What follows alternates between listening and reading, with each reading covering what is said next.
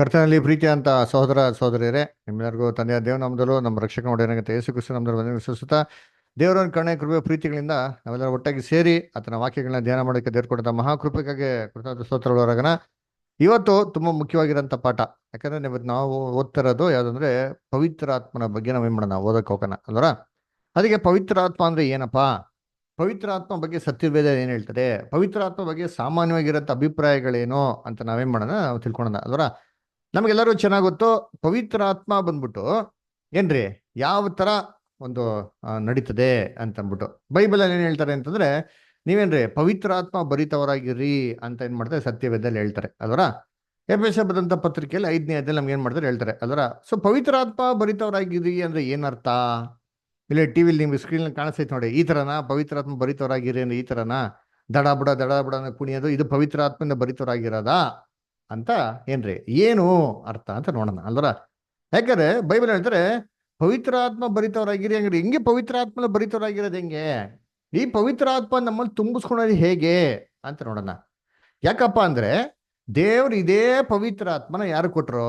ನಮ್ಮ ರಕ್ಷಕನಾಗಿರಂತ ಯೇಸು ಕ್ರಿಸ್ತನ್ ಏನ್ ಮಾಡ್ರು ಅವ್ರು ದಯಪಾಲಿಸಿದ್ರು ಅದರ. ನಮ್ಮ ರಕ್ಷಕನು ಯಾರಪ್ಪ ಅಂತಂದ್ರೆ ಏನ್ರಿ ದೇವರ ಕುಮಾರನು. ದೇವರ ಕುಮಾರನ್ಗೆ ಪವಿತ್ರಾತ್ಮ ಕೊಟ್ರು ಅಂತಂದ್ರೆ ಅಂದ್ರೆ ಯೇಸು ಕ್ರಿಸ್ತನ್ಗೆ ಏನು ಬಲನೇ ಇರ್ಲಿಲ್ವಾ? ಯೇಸು ಕ್ರಿಸ್ತನ್ಗೆ ಏನು ಶಕ್ತಿನೇ ಇರ್ಲಿಲ್ವಾ? ಅದಕ್ಕೆ ದೇವ್ರವ್ರಿಗೆ ಪವಿತ್ರಾತ್ಮನ ದಯಪಾಲಿಸತ್ರ. ಆದ್ರೆ ಯೇಸು ಕ್ರಿಸ್ತಕ್ಕಿಂತ ಪವಿತ್ರಾತ್ಮ ಶಕ್ತಿಶಾಲಿನಾ? ನೋಡ್ರಿ, ಅದಕ್ಕೆ ಯೇಸು ಕ್ರಿಸ್ತನ್ಗೆ ದೇವ್ರ ಪವಿತ್ರಾತ್ಮ ಎಷ್ಟಪ್ಪ ಕೊಟ್ರು ಅಂತ ವಾಕ್ಯ ಏನ್ ಹೇಳ್ತಾರೆ ಓದನ. ಯೋಹಾನ 3ನೇ ಅಧ್ಯಾಯ 34ನೇ ವಾಕ್ಯ ಓದ್ರಿ. ಜಾನ್ 3:34 ಓದ್ರಿ ಸೋದರ ಸೋದರಿಗಳು ಯಾರಾದ್ರೂ ದಯವಿಟ್ಟು. ಹೇಗೆಂದರೆ ದೇವರು ಯಾರನ್ನು ಕಳುಹಿಸಿದ್ದಾನೋ ಆತನಿಗೆ ಆತ್ಮವರವನ್ನು ಅಳತೆ ಮಾಡದೆ ಅನುಗ್ರಹಿಸಿರುವುದರಿಂದ ಆತನು ದೇವರ ಮಾತುಗಳನ್ನೇ ಆಡುತ್ತಾನೆ. ನೋಡ್ರ, ಅಳತೆ ಇಳದೆ ಅನುಗ್ರಹಿಸಿರೋದ್ರಿಂದ ದೇವರ ಮಾತುಗಳನ್ನೇ ಆಡ್ತಾರೆ. ಅಳತೆನೇ ಇಲ್ವಂತೆ, ಅನ್ಲಿಮಿಟೆಡ್ ಆಗಿ ಏನ್ರಿ ಕ್ರಿಸ್ತನ್ಗೆ ಪವಿತ್ರಾತ್ಮ ಕೊಟ್ಟ. ಹಾಗಾದ್ರೆ ಕ್ರಿಸ್ತನ್ಗಿಂತ ಪವಿತ್ರಾತ್ಮ ಶಕ್ತಿಶಾಲಿನಾ? ಹಂಗಾರೆ ಕ್ರಿಸ್ತನ್ಗೆ ಏನೋ ಶಕ್ತಿನೇ ಇಲ್ವಾ ಅಲ್ವರ. ಅದಕ್ಕೆ ಕರ್ತನಲ್ಲಿ ಪ್ರೀತಿ ಹಸುಗಳೇ, ಯೇಸು ಕ್ರಿಸ್ತು ಕೂಡ ಒಂದು ಮಾತು ಹೇಳ್ತಾರೆ ಪವಿತ್ರಾತ್ಮ ಬಗ್ಗೆ. ಏನಂತ ಹೇಳ್ತಾನೆ, ಯಾರಾದರೂ ಮನುಷ್ಯ ಕುಮಾರನ ವಿರುದ್ಧವಾಗಿ ಮಾತಾಡ್ಬಿಟ್ರೆ ದೇವ್ರು ಕ್ಷಮಿಸ್ಬಿಡ್ತಾರಂತೆ, ಪವಿತ್ರಾತ್ಮನ ಬಗ್ಗೆ ಮಾತಾಡ್ಬಿಟ್ರೆ ಮಾತ್ರ ದೇವ್ರು ಶಂಸದೇ ಇಲ್ವಂತರಿ. ನೋಡಿ ಓದನ ವಾಕ್ಯ, ಮತ್ತೇನ ಬರ್ದಂತ ಸುವಾರ್ತೆ 12:32 ಓದ್ರಿ ಯಾರಾದ್ರು. ಮತ್ತೇನ ಬರ್ದಂತ ಸುವಾರ್ತೆ 12:32. ಯಾವನಾದರೂ ಮನುಷ್ಯ ಕುಮಾರನಿಗೆ ವಿರೋಧವಾಗಿ ಮಾತಾಡಿದರೆ ಅದು ಅವನಿಗೆ ಕ್ಷಮಿಸಲ್ಪಡುವುದು. ಪವಿತ್ರಾತ್ಮನಿಗೆ ವಿರೋಧವಾಗಿ ಮಾತಾಡಿದರೆ ಅವನಿಗೆ ಇಹದಲ್ಲಾಗಲಿ ಪರದಲ್ಲಾಗಲಿ ಕ್ಷಮಿಸಲ್ಪಡುವುದಿಲ್ಲ. ನೋಡ್ರ, ಯಾವತ್ತೂ ಅವನಿಗೆ ಕ್ಷಮಾಪಣೆ ಇಲ್ಲ ಅಂತಾರೆ ಪವಿತ್ರಾತ್ಮ ವಿರೋಧ. ಕ್ರಿಸ್ತನ್ ಬಗ್ಗೆ ಮಾತಾಡ್ಬಿಟ್ರೆ ಕ್ಷಮಿಸ್ಬಿಡ್ತಾ ಅಂತಾರೆ, ಪವಿತ್ರಾತ್ಮ ವಿರುದ್ಧವಾಗಿ ಮಾತಾಡ್ಬಿಟ್ರೆ ಕ್ಷಮಿಸೋದಿಲ್ಲ. ಅಂದ್ರೆ ಪವಿತ್ರಾತ್ಮ ಏನಪ್ಪ, ಕ್ರಿಸ್ತನ್ಗಿಂತ ಪವರ್ಫುಲ್ಲಾ ಅಲ್ವರ. ಅದಕ್ಕೆ ನೋಡ್ಬೇಕ್ರೆ ಯೇಸು ಕ್ರಿಸ್ತು ಇನ್ನೊಂದು ಮಾತು ಹೇಳ್ತಾರೆ. ಏನಂತ ಹೇಳ್ತಾರೆ ಅಂತಂದ್ರೆ, ನೋಡಪ್ಪ ನಾನು ಹೋದ್ರೆ ನಿಮ್ಗೆ ಏನ್ ಮಾಡ್ತೀನಿ, ಪವಿತ್ರಾತ್ಮನ ಕಳಿಸ್ಕೊಡ್ತೀನಿ. ಅವನ್ ಏನಪ್ಪ ಮಾಡ್ತಾರೆ ಅಂತಂದ್ರೆ ಬಂದ್ಬಿಟ್ಟು ನನ್ನಿಂದ ತೆಗೆದುಕೊಂಡು ನಿಮ್ಗೆ ತಿಳಿಸ್ತಾರೆ ಅಂತ ಹೇಳ್ತಾರೆ. ನೋಡಿ ವಾಕ್ಯ ಓದನ, ಯೋಹಾನ 16:14 ಓದಿ. ಜಾನ್ 16:14. ಆತನು ನನ್ನದರೊಳಗಿಂದ ತೆಗೆದುಕೊಂಡು ನಿಮಗೆ ತಿಳಿಸುತ್ತಾ ನನ್ನನ್ನೇ ಮಹಿಮೆ ಪಡಿಸುವನು. ನೋಡ್ರ, ಏನ್ರಿ ಏನು ನನ್ನೊಳಗಿಂದ ತಿಳಿಸುತ್ತಾ ಅಲ್ಲರ, ನಮಗೆ ನನ್ನಿಂದ ತಗೊಂಡು ತಿಳಿಸ್ತಾರಂತೆ ಅಲ್ಲಪ್ಪ. ಇವಾಗ ಇಷ್ಟು ನೋಡಿದಂತ ವಾಕ್ಯದಲ್ಲಿ ಏನಿಸ್ತು, ಪವಿತ್ರಾತ್ಮನೇ ಕ್ರಿಸ್ತನ್ಗಿಂತ ಪವರ್ಫುಲ್ ಅಂತ ಅನ್ಸ್ತು. ಪವಿತ್ರಾತ್ಮ ಕ್ರಿಸ್ತನ್ಗಿಂತ ಪವರ್ಫುಲ್ ಆಗಿದ್ರೆ ಯಾಕೆ ಅವ್ರು ಕ್ರಿಸ್ತನಿಂದ ತಗೊಂಡು ತಿಳಿಸ್ಬೇಕು ಅಲ್ವರ. ಆಮೇಲೆ ಯೇಸು ಕ್ರಿಸ್ತು ಪವಿತ್ರಾತ್ಮ ತಗೊಂಡ್ಬೇಕಾರೆ ಏನಾಯ್ತು ಅಂತ ನೋಡ್ತೀರಿ ವಾಕ್ಯದಲ್ಲಿ. ನೋಡಿ ಓದನ, ಮತ್ತೇನ ಬರೆದಂತ ಸುವಾರ್ತೆ 3ನೇ ಅಧ್ಯಾಯ 16ನೇ ವಾಕ್ಯ. ಮತ್ತೇನ ಬರೆದಂತ ಸುವಾರ್ತೆ 3ನೇ ಅಧ್ಯಾಯ 16ನೇ ವಾಕ್ಯ. ಯೇಸು ಸ್ನಾನ ಮಾಡಿಸಿಕೊಂಡ ಕೂಡಲೇ ನೀರಿನಿಂದ ಮೇಲಕ್ಕೆ ಬರಲು ಇಗೋ ಆತನಿಗೆ ಆಕಾಶವು ತೆರೆಯಿತು ಮತ್ತು ದೇವರ ಆತ್ಮ ಪಾರಿವಾಳದಾಗಿ ಹಿಡಿದು ತನ್ನ ಮೇಲೆ ಬರುವುದನ್ನು ಕಂಡನು. ನೋಡ್ರ, ಪಾರ್ವಳದ ಹಾಗೆ ತನ್ನ ಮೇಲೆ ಇಳಿದ್ನ ಕಂಡ್ರಂತೆ. ಹಂಗಾರೆ ಪವಿತ್ರಾತ್ಮನೇನು ಪಾರ್ವಳನಾ? ಇಲ್ಲೇ ನೋಡ್ತೀರಿ, ಪಾರ್ವಾಳ ಏನ್ ಮಾಡ್ತಂತೆ, ಇಳಿದು ಬಂತು ಅಂತ ಹೇಳ್ತಾರೆ. ಹಂಗಾರೆ ಪವಿತ್ರಾತ್ಮನೇ ಪಾರ್ವಾಳನ? ಹಾಗಾದ್ರೆ ಯೇಸು ಕ್ರಿಸ್ತು ಪವಿತ್ರಾತ್ಮಂದ ಭರಿತವರಾಗಿರಿ ಅಂತಂದ್ರೆ ಪಾರ್ವಾಳದಿಂದ ತುಂಬಿಸ್ಕೊಳೋಣ? ನಾ ಬ್ಯಾಪ್ಟಿಸಮ್ ತೊಗೊಂಡಾಗ ಯಾರಿಗೂ ನಮಗೆ ಪವಿತ್ರಾತ್ಮನ ಬಂದಿಲ್ವಲ್ಲ. ನೀವು ತೊಗೊಂಡಾಗಿನ ಬಂತ ಪವಿತ್ರಾತ್ಮ? ಈ ತರ ಕಾಗಿ ಬಂತ? ಅಲ್ಲ ಸರಿ, ಪಾರ್ವಾಳನ ಬಂತ? ನಮ್ಗೆ ಯಾವ್ದು ಬರಲ್ವಲ್ಲ ಅಲ್ರ. ಇನ್ನೊಂದು ವಾಕ್ಯ ಓದೋಣ. ಅಪೋಸ್ಲ ಕೃತ್ಯಗಳಲ್ಲಿ ಸಭೆ ಅಪೋಸ್ಟಲ್ಸ್ ಮೇಲೆ ಪವಿತ್ರಾತ್ಮ ಬಂದವಾಗ ಏನಾಯ್ತಂತೆ? ಅಪೋಸ್ಲ ಕೃತ್ಯಗಳು 2ನೇ ಅಧ್ಯಾಯ 3ನೇ ವಾಕ್ಯ ಓದ್ರಿ. ಅಪೋಸ್ಲ ಕೃತ್ಯಗಳು 2:3. ಶಾಂತಕುಮಾರ್ ಬದರ್ ಓದ್ತೀರಾ? ಸರಿ, ಪ್ರೇಮಾಸ್ಟರ್ ಓದ್ಬೋದಾ? ರಮೇಶ್ ಓದಿ. ಅದಲ್ಲದೆ ಉರಿಯಂತಿದ್ದ ನಾಲಿಗೆಗಳು ವಿಂಗಡಿಸಿಕೊಳ್ಳುವ ಹಾಗೆ ಅವರಿಗೆ ಕಾಣಿಸಿ ಅವರಲ್ಲಿ ಒಬ್ಬೊಬ್ಬರ ಮೇಲೆ ಒಂದೊಂದಾಗಿ ಕೂತುಕೊಂಡವು. ನೋಡ್ರ, ಅವರಲ್ಲಿ ಒಬ್ಬೊಬ್ಬರಾಗಿ ಏನಂತೆ ಕೂತ್ಕೊಂಡವು. ಹೆಂಗಂತೆ? ಏನೋ ಉರಿಯುವಂತ ನಾಲಿಗೆ ತರ, ಅದರ ಬೆಂಕಿ ತರ ಕಾಣಿಸ್ಕೊತದೆ. ಅಂದ್ರೆ ಏನೋ ಪವಿತ್ರಾತ್ಮನ ಬೆಂಕಿನ ಅದರ. ಇನ್ನೊಂದು ವಾಕ್ಯ ಓದೋಣ ನೋಡ್ರಿ ಅಂತೀನಿ. ಯೋಹಾನ ಏನ್ರಿ ಇದಲ್ಲಿ ಓದೋಣ. 7ನೇ ಅಧ್ಯಾಯ 38-39ನೇ ವಾಕ್ಯ. ಯೋಹಾನ 7ನೇ ಅಧ್ಯಾಯ, ಜಾನ್ 7 ಚಾಪ್ಟರ್ 38 and 39.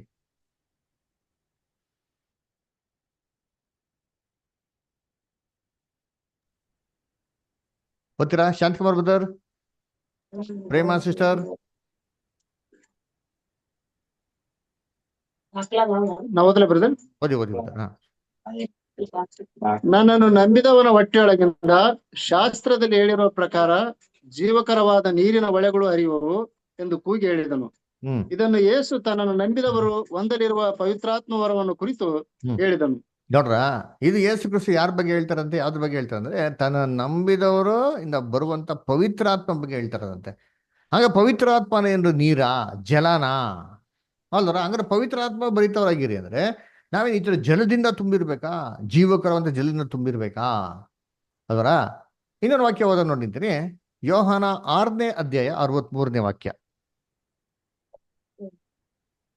ಬದುಕಿಸುವಂತದ್ದು ಆತ್ಮವೇ, ಮಾಂಸ ಯಾವುದಕ್ಕೂ ಬರುವುದಿಲ್ಲ. ನಾನು ನಿಮಗೆ ಹೇಳಿರುವ ಮಾತುಗಳೇ ಆತ್ಮವಾಗಿಯೂ ಜೀವವಾಗಿಯೂ ಅವೇ. ವೆರಿ ಗುಡ್ ಅಲ್ವರ? ನಾನ್ ಹೇಳಂತ ಮಾತುಗಳು ಆತ್ಮವು ಜೀವವಾಗಿದೆ ಅಂತ ಹೇಳ್ತಾರೆ. ಹಂಗಾರೆ ಯೇಸು ಕ್ರಿಸ್ತು ಹೇಳಿರಂತ ಮಾತೆ ಆತ್ಮನ, ಪವಿತ್ರಾತ್ಮನ ಅದ್ರ? ಹಂಗಾರೆ ಏನ್ರಿ, ನಾವು ಪವಿತ್ರಾತ್ಮನ ಭರಿತವರಾಗಿರ್ಬೇಕು ಅಂತಂದ್ರೆ ಹಂಗಾರೆ ಕ್ರಿಸ್ತನ ಮಾತುಗಳಿಂದ ಭರಿತವರಾಗಿರ್ಬೇಕಾ ಅಂದ್ರ? ಕರ್ತನಲ್ಲಿ ಪ್ರೀತಿ ಅಂತ ಸಹೋದರ ಸಹೋದರಿಯರೇ, ಇದೇ ತರ ಇನ್ನೊಂದು ವಾಕ್ಯದಲ್ಲಿ ಯೇಸು ಕ್ರಿಸ್ತ ಮಾಡ್ತಾರೆ, ಊದಿ ಶಿಷ್ಯರುಗಳಿಗೆ ಪವಿತ್ರಾತ್ಮನ ಪಡ್ಕೊಳ್ಳಿ ಅಂತ ಹೇಳ್ತಾರೆ. ಎಲ್ಲಿ? ಯೋಹಾನ 20ನೇ ಅಧ್ಯಾಯ 22ನೇ ವಾಕ್ಯ. John chapter 20 verse 22. Raju brother ಓದ್ಬೋದಾ?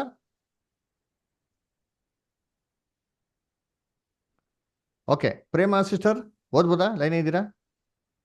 Brother ಹೊರಗಡೆ ಇದೀವಿ, ಕೇಳಿಸ್ಕೊತಿದೀವಿ ಅಷ್ಟೇ. ಆಯ್ತು, ಔಟ್ ಆಫ್ ಕ್ವೆಶ್ಚನ್ ಇದ್ದೀವಿ ಬ್ರದರ್ ನಾವು. Okay, good. ಓಕೆ, ಯಾರು ಬ್ರದರ್ ಸಿಸ್ಟರ್ಸ್ ಓದ್ಬೋದಾ? ಇದನ್ನು ಹೇಳಿ ಅವರ ಮೇಲೆ ಊದಿ ಅವರಿಗೆ ಪವಿತ್ರಾತ್ಮವನ್ನು ತಕ್ಕೊಳ್ಳಿರಿ. Very good. ನೋಡ್ರ, ಇದನ್ನು ಹೇಳಿ ಊದಿ ಪವಿತ್ರಾತ್ಮ ಮಾಡಿ ನೀವು ತಕ್ಕೊಳ್ರಿ ಅಂತ ಹೇಳ್ತಾರೆ. ಹಂಗಾರೆ ಯೇಸು ಗಾಳಿನ ಊದ್ಬಿಟ್ಟು ಪವಿತ್ರಾತ್ಮ ತಕೊಳ್ಳಿ ಅಂತ ಹೇಳ್ತಾರೆ. ಹಂಗಾರೆ ಪವಿತ್ರಾತ್ಮನ ಏನಪ್ಪಾ? ಗಾಳಿನ? ಇವೆಲ್ಲ ಒಂದು ವಾಕ್ಯಗಳನ್ನ ಇಟ್ಕೊಂಡು ನಾವು ಎಫೆಸ ಬರೆದಂತ ಪತ್ರಿಕೆಯಲ್ಲಿ ನೋಡ್ಬೇಕಾದ್ರೆ 5ನೇ ಅಧ್ಯಾಯ 18-19 ಹೇಳ್ತಾರೆ, ಪವಿತ್ರಾತ್ಮ ಭರಿತವರಾಗಿದ್ದು ಅದರ ಏನ್ರಿ ಕೀರ್ತನೆಗಳಿಂದಲೂ ಆತ್ಮ ಸಂಬಂಧವಾದ ಪದಗಳಿಂದಲೂ ಒಬ್ಬರಿಗೊಬ್ರು ಏನ್ ಮಾಡಿ ನೀವು ಮಾತಾಡಿಕೊಳ್ಳುತ್ತಾ ನಿಮ್ಮ ಹೃದಯಗಳಲ್ಲಿ ಕರ್ತನಿಗೆ ಗಾನ ಮಾಡುತ್ತಾ ಕೀರ್ತನೆಯನ್ನು ಹಾಡುತ್ತಾ ಇರಿ ಅಂತ ಹೇಳ್ತಾರೆ. ಹಂಗಾರೆ ಪವಿತ್ರಾತ್ಮನಿಂದ ಭರಿತವರಾಗಿರಿ ಅಂದ್ರೆ ಏನಪ್ಪ ಅರ್ಥ? ಹಂಗಾರೆ ಯಾವ್ದ್ರಿಂದ ಭರಿತವರಾಗಿರೋಣ? ಅದ ಇಲ್ಲೇನ್ ಮಾಡಿದ್ರಿ? ಒಂದು ಪಾರ್ವಳ ತರ ನೋಡಿದ್ರಿ, ಅಗ್ನಿ ತರ ನೋಡಿದ್ರಿ, ನೀರಿನ ತರ ನೋಡಿದ್ರಿ, ಗಾಳಿ ತರ ನೋಡಿದ್ರಿ ಅಲ್ವರ? ಹಂಗಾರೆ ಪವಿತ್ರಾತ್ಮ ಅಂದ್ರೆ ಏನು? ಯಾವ್ದ್ರಲ್ಲಿ ಭರಿತವರಾಗಿರೋಣ ಅಂದ್ರೆ ಇದನ್ನ ತಿಳ್ಕೊಳೋದು ವೆರಿ ವೆರಿ ಇಂಪಾರ್ಟೆಂಟ್. ಯಾಕಂದ್ರೆ ಪವಿತ್ರಾತ್ಮ ಅಂತ ಅಂದ್ಬಿಟ್ಟು ಒಂದು ಅರ್ಥನೇ ತಿಳಿದಿರ ನಾವು ಅದಲ್ಲಿ ಹೆಂಗೆ ಭರಿತವರಾಗಿರಕ್ಕೆ ಸಾಧ್ಯ? ಅದು ಏನೋ ಅಂತ ತಿಳ್ಕೊಂಡಾಗನೇ ನಮ್ಗೆ ಸ್ಪಷ್ಟವಾಗಿ ಅದ್ರಲ್ಲಿ ಹೇಗೆ ಭರಿತವರಾಗಿರೋದು, ಹೇಗೆ ಅದನ್ನ ತುಂಬಿರೋದು ಅಂತ ನಮ್ಗೆ ಏನಾಗತ್ರಿ ಅರ್ಥ ಆಗೋದು ಅಲ್ವರ? ಅದು ಹೇಗೆ ಅಂತಂದ್ರೆ ಇದ್ರ ಬಗ್ಗೆ ಕೆಲವೊಂದು ಅಭಿಪ್ರಾಯಗಳೇನಾಗಿದೆ ಇದೆ. ಏನಪ್ಪ ಅದು ಅಭಿಪ್ರಾಯ ಅಂತಂದ್ರೆ, ವಾಕ್ಯ ಓದೋ ನೋಡಿದ್ದೀನಿ. ಯೋಹನ ಬರೆದಂತ ಸುವಾರ್ತೆ 16ನೇ ಅಧ್ಯಾಯ 13ನೇ ವಾಕ್ಯ. ಜಾನ್ 16:13. ಸತ್ಯದ ಆತ್ಮನು ಬಂದಾಗ ಆತನು ನಿಮ್ಮನ್ನು ನಡೆಸಿಕೊಂಡು ಹೋಗಿ ಸಕಲ ವಿಷಯದಲ್ಲಿಯೂ ಸತ್ಯಕ್ಕೆ ಸೇರಿಸುವನು. ಆತನು ತನ್ನಷ್ಟಕ್ಕೆ ತಾನೇ ಮಾತಾಡದೆ ಕೇಳಿದ ಮಾತುಗಳನ್ನೇ ಆಡುವನು ಮತ್ತು ಮುಂದಾಗುವ ಸಂಗತಿಗಳನ್ನು ನಿಮಗೆ ತಿಳಿಸುವನು. Very good star. ಸೊ ನೋಡ್ಬೇಕಾದ್ರೆ ಹೇಳ್ತಾರೆ, ಸತ್ಯದ ಆತ್ಮನು ಬಂದಾಗ ಆತನು ನಮ್ಮನ್ನು ನಡೆಸಿಕೊಂಡು ಹೋಗಿ ಸಕಲ ವಿಷಯದಲ್ಲಿ ಸತ್ಯಕ್ಕೆ ಸೇರಿಸುವನು ಅಂತ ಹೇಳ್ತಾರೆ. ಕರ್ತನಲ್ಲಿ ಪ್ರೀತಿ ಅಂತ ಸೊರಸಗಳೇ ಅವನು ಅಂತ ಏನ್ ಮಾಡ್ತಾರೆ ಹೇಳ್ತಾರೆ. ಹಾಗೆ 14ನೇ ವಾಕ್ಯದಲ್ಲಿ ಕೂಡ ಓದ್ಬೇಕಾದ್ರೆ ಹೇಳ್ತಾರೆ, ಏನ್ರಿ, ನನ್ನನ್ನು ಏನ್ರಿ ಮಹಿಮೆ ಪಡಿಸುವನು. ಕ್ರಿಸ್ತನನ್ನ ಏನ್ ಮಾಡ್ತಾರೆ ಅಂತ ಅವರು ಮಹಿಮೆ ಪಡಿಸ್ತಾರೆ ಅಂತ ಹೇಳ್ತಾರೆ ಅಲ್ವರ. ಅಂದ್ರೆ ಇಲ್ಲಿ ವಾಕ್ಯದಲ್ಲಿ ಓದಿದ್ರೆ ಏನ್ ಹೇಳ್ತಾರೆ, ಪವಿತ್ರ ಆತ್ಮ ಒಂದು ವ್ಯಕ್ತಿತ್ವಕ್ಕೆ ಏನ್ ಮಾಡಿದಾರೆ, ಹೋಲಿಕೆ ಮಾಡಿ ಮಾತಾಡಿದ್ದಾರೆ. ಪವಿತ್ರ ಆತ್ಮನ ಒಂದು ವ್ಯಕ್ತಿಗೆ ಏನ್ ಮಾಡ್ತಾರೆ, ಕಂಪೇರ್ ಮಾಡಿ ಏನ್ ಮಾಡ್ತಾರೆ, ಮಾತಾಡ್ತಾರೆ. ಅದಕ್ಕೆ ಸಾಮಾನ್ಯವಾಗಿ ಎಲ್ಲರೂ ಒಂದು ಬರಂತ ಅಭಿಪ್ರಾಯ ಏನಪ್ಪಾ ಅಂದ್ರೆ, ಪವಿತ್ರ ಆತ್ಮ ಒಂದು ವ್ಯಕ್ತಿ ಅಲ್ವರ. ಸರಿ, ಇವಾಗ ಒಂದು ವ್ಯಕ್ತಿ ಹೇಗೆ ಒಬ್ಬರಲ್ಲಿ ಬಂದು ತುಂಬಿಕೊಳಕ್ಕೆ ಸಾಧ್ಯ? ಒಬ್ರು ವ್ಯಕ್ತಿ ಹೇಗೆ ಒಂದು ಪಾರಾಳದ ರೂಪದಲ್ಲಿ ಬರಕ್ ಸಾಧ್ಯ? ಒಂದು ವ್ಯಕ್ತಿ ಹೇಗೆ ಒಂದು ಅಗ್ನಿ ರೂಪದಲ್ಲಿ ಆಗಿರಕ್ ಸಾಧ್ಯ? ಅಥವಾ ಒಂದು ವ್ಯಕ್ತಿ ಹೇಗೆ ಜೀವಕರವಾದ ಜಲ ಆಗೋದಿಕ್ಕೆ ಸಾಧ್ಯ? ಅಥವಾ ಒಂದು ವ್ಯಕ್ತಿ ಹೇಗೆ ಗಾಳಿ ಆಗೋದಿಕ್ಕೆ ಸಾಧ್ಯ ಅಲ್ವರ. ಅದಕ್ಕೆ ನೋಡ್ಬೇಕಾದ್ರೆ ಕರ್ತನಲ್ಲಿ ಪ್ರೀತಿ ಅಂತ ಸ್ವರಗಳೇ, ನಾವು ಇದನ್ನ ಅರ್ಥ ಮಾಡ್ಕೊಳ್ಳೋದು ತುಂಬಾ ಇಂಪಾರ್ಟೆಂಟ್ ಅಲ್ವರ. ನೋಡಿ, ಪವಿತ್ರ ಆತ್ಮನು ಅಂತಂದ ತಕ್ಷಣ ನಮಗೆ ಬರೋಂಥ ಭಾವನೆ ಏನಪ್ಪಾ ಅಂದ್ರೆ, ಪವಿತ್ರ ಆತ್ಮ ಅಂದ್ರೆ ಒಂದು ವ್ಯಕ್ತಿ, ಒಂದು ವ್ಯಕ್ತಿತ್ವ ಅಂತನ್ಬಿಟ್ಟು ಅಲ್ವರ. ನೋಡಿ, ಬೈಬಲ್ ಅಲ್ಲಿ ಒಂದು ವಾಕ್ಯ ಓದೋಣ. ಎಲ್ಲಪ್ಪ ಅಂದ್ರೆ ಪ್ರಸಂಗಿ 1ನೇ ಅಧ್ಯಾಯ 5ನೇ ವಾಕ್ಯ ಓದ್ರಿ. ಯಾರಾದ್ರೂ ಪ್ರಸಂಗಿ 1:5 ಓದ್ರಿ.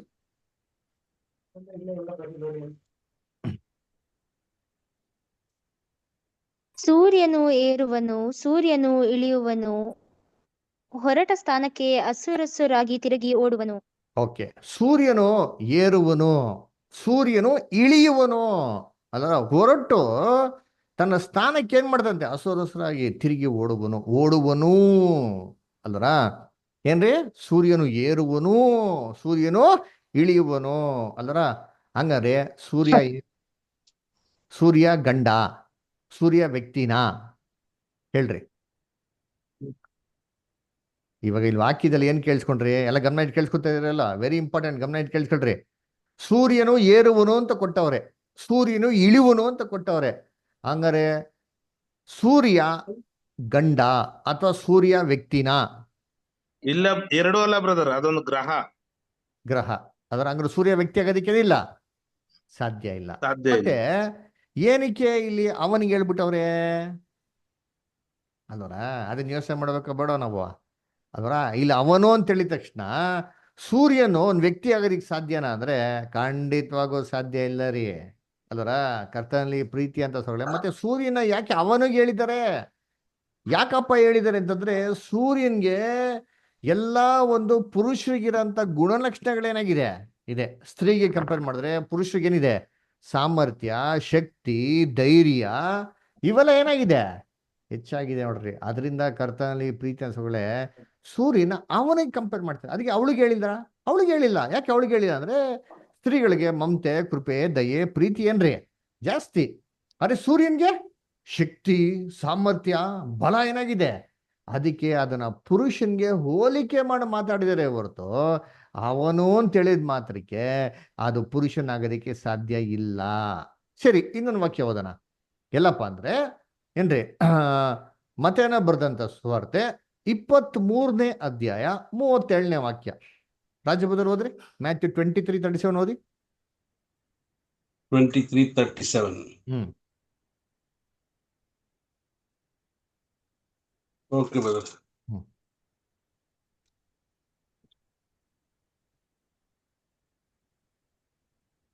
ಯೆರೂಸಲೇಮೇ ಯೆರೂಸಲೇಮೇ, ಪ್ರವಾದಿಗಳ ಪ್ರಾಣ ತೆಗೆಯುವಳೆ, ದೇವರು ನಿನ್ನ ಬಳಿಗೆ ಕಳುಹಿಸಿಕೊಟ್ಟವರನ್ನು ಕಲ್ಲೆಸೆದು ಕೊಲ್ಲುವವಳೆ, ಕೋಳಿ ಮರಿಗಳನ್ನು ರೆಕ್ಕೆಗಳ ಕೆಳಗೆ ಕೂಡಿಸಿ ಕೊಳ್ಳುವಂತೆ ಕೂಡಿಸಿಕೊಳ್ಳುವಂತೆ ನಿನ್ನ ಮಕ್ಕಳನ್ನು ಕೂಡಿಸಿಕೊಳ್ಳುವುದಕ್ಕೆ ನನಗೆ ಎಷ್ಟೋ ಸಾರಿ ಮನಸ್ಸಿತ್ತು, ಆದರೆ ನಿಮಗೆ ಮನಸ್ಸಿಲ್ಲದೆ ಹೋಯಿತು.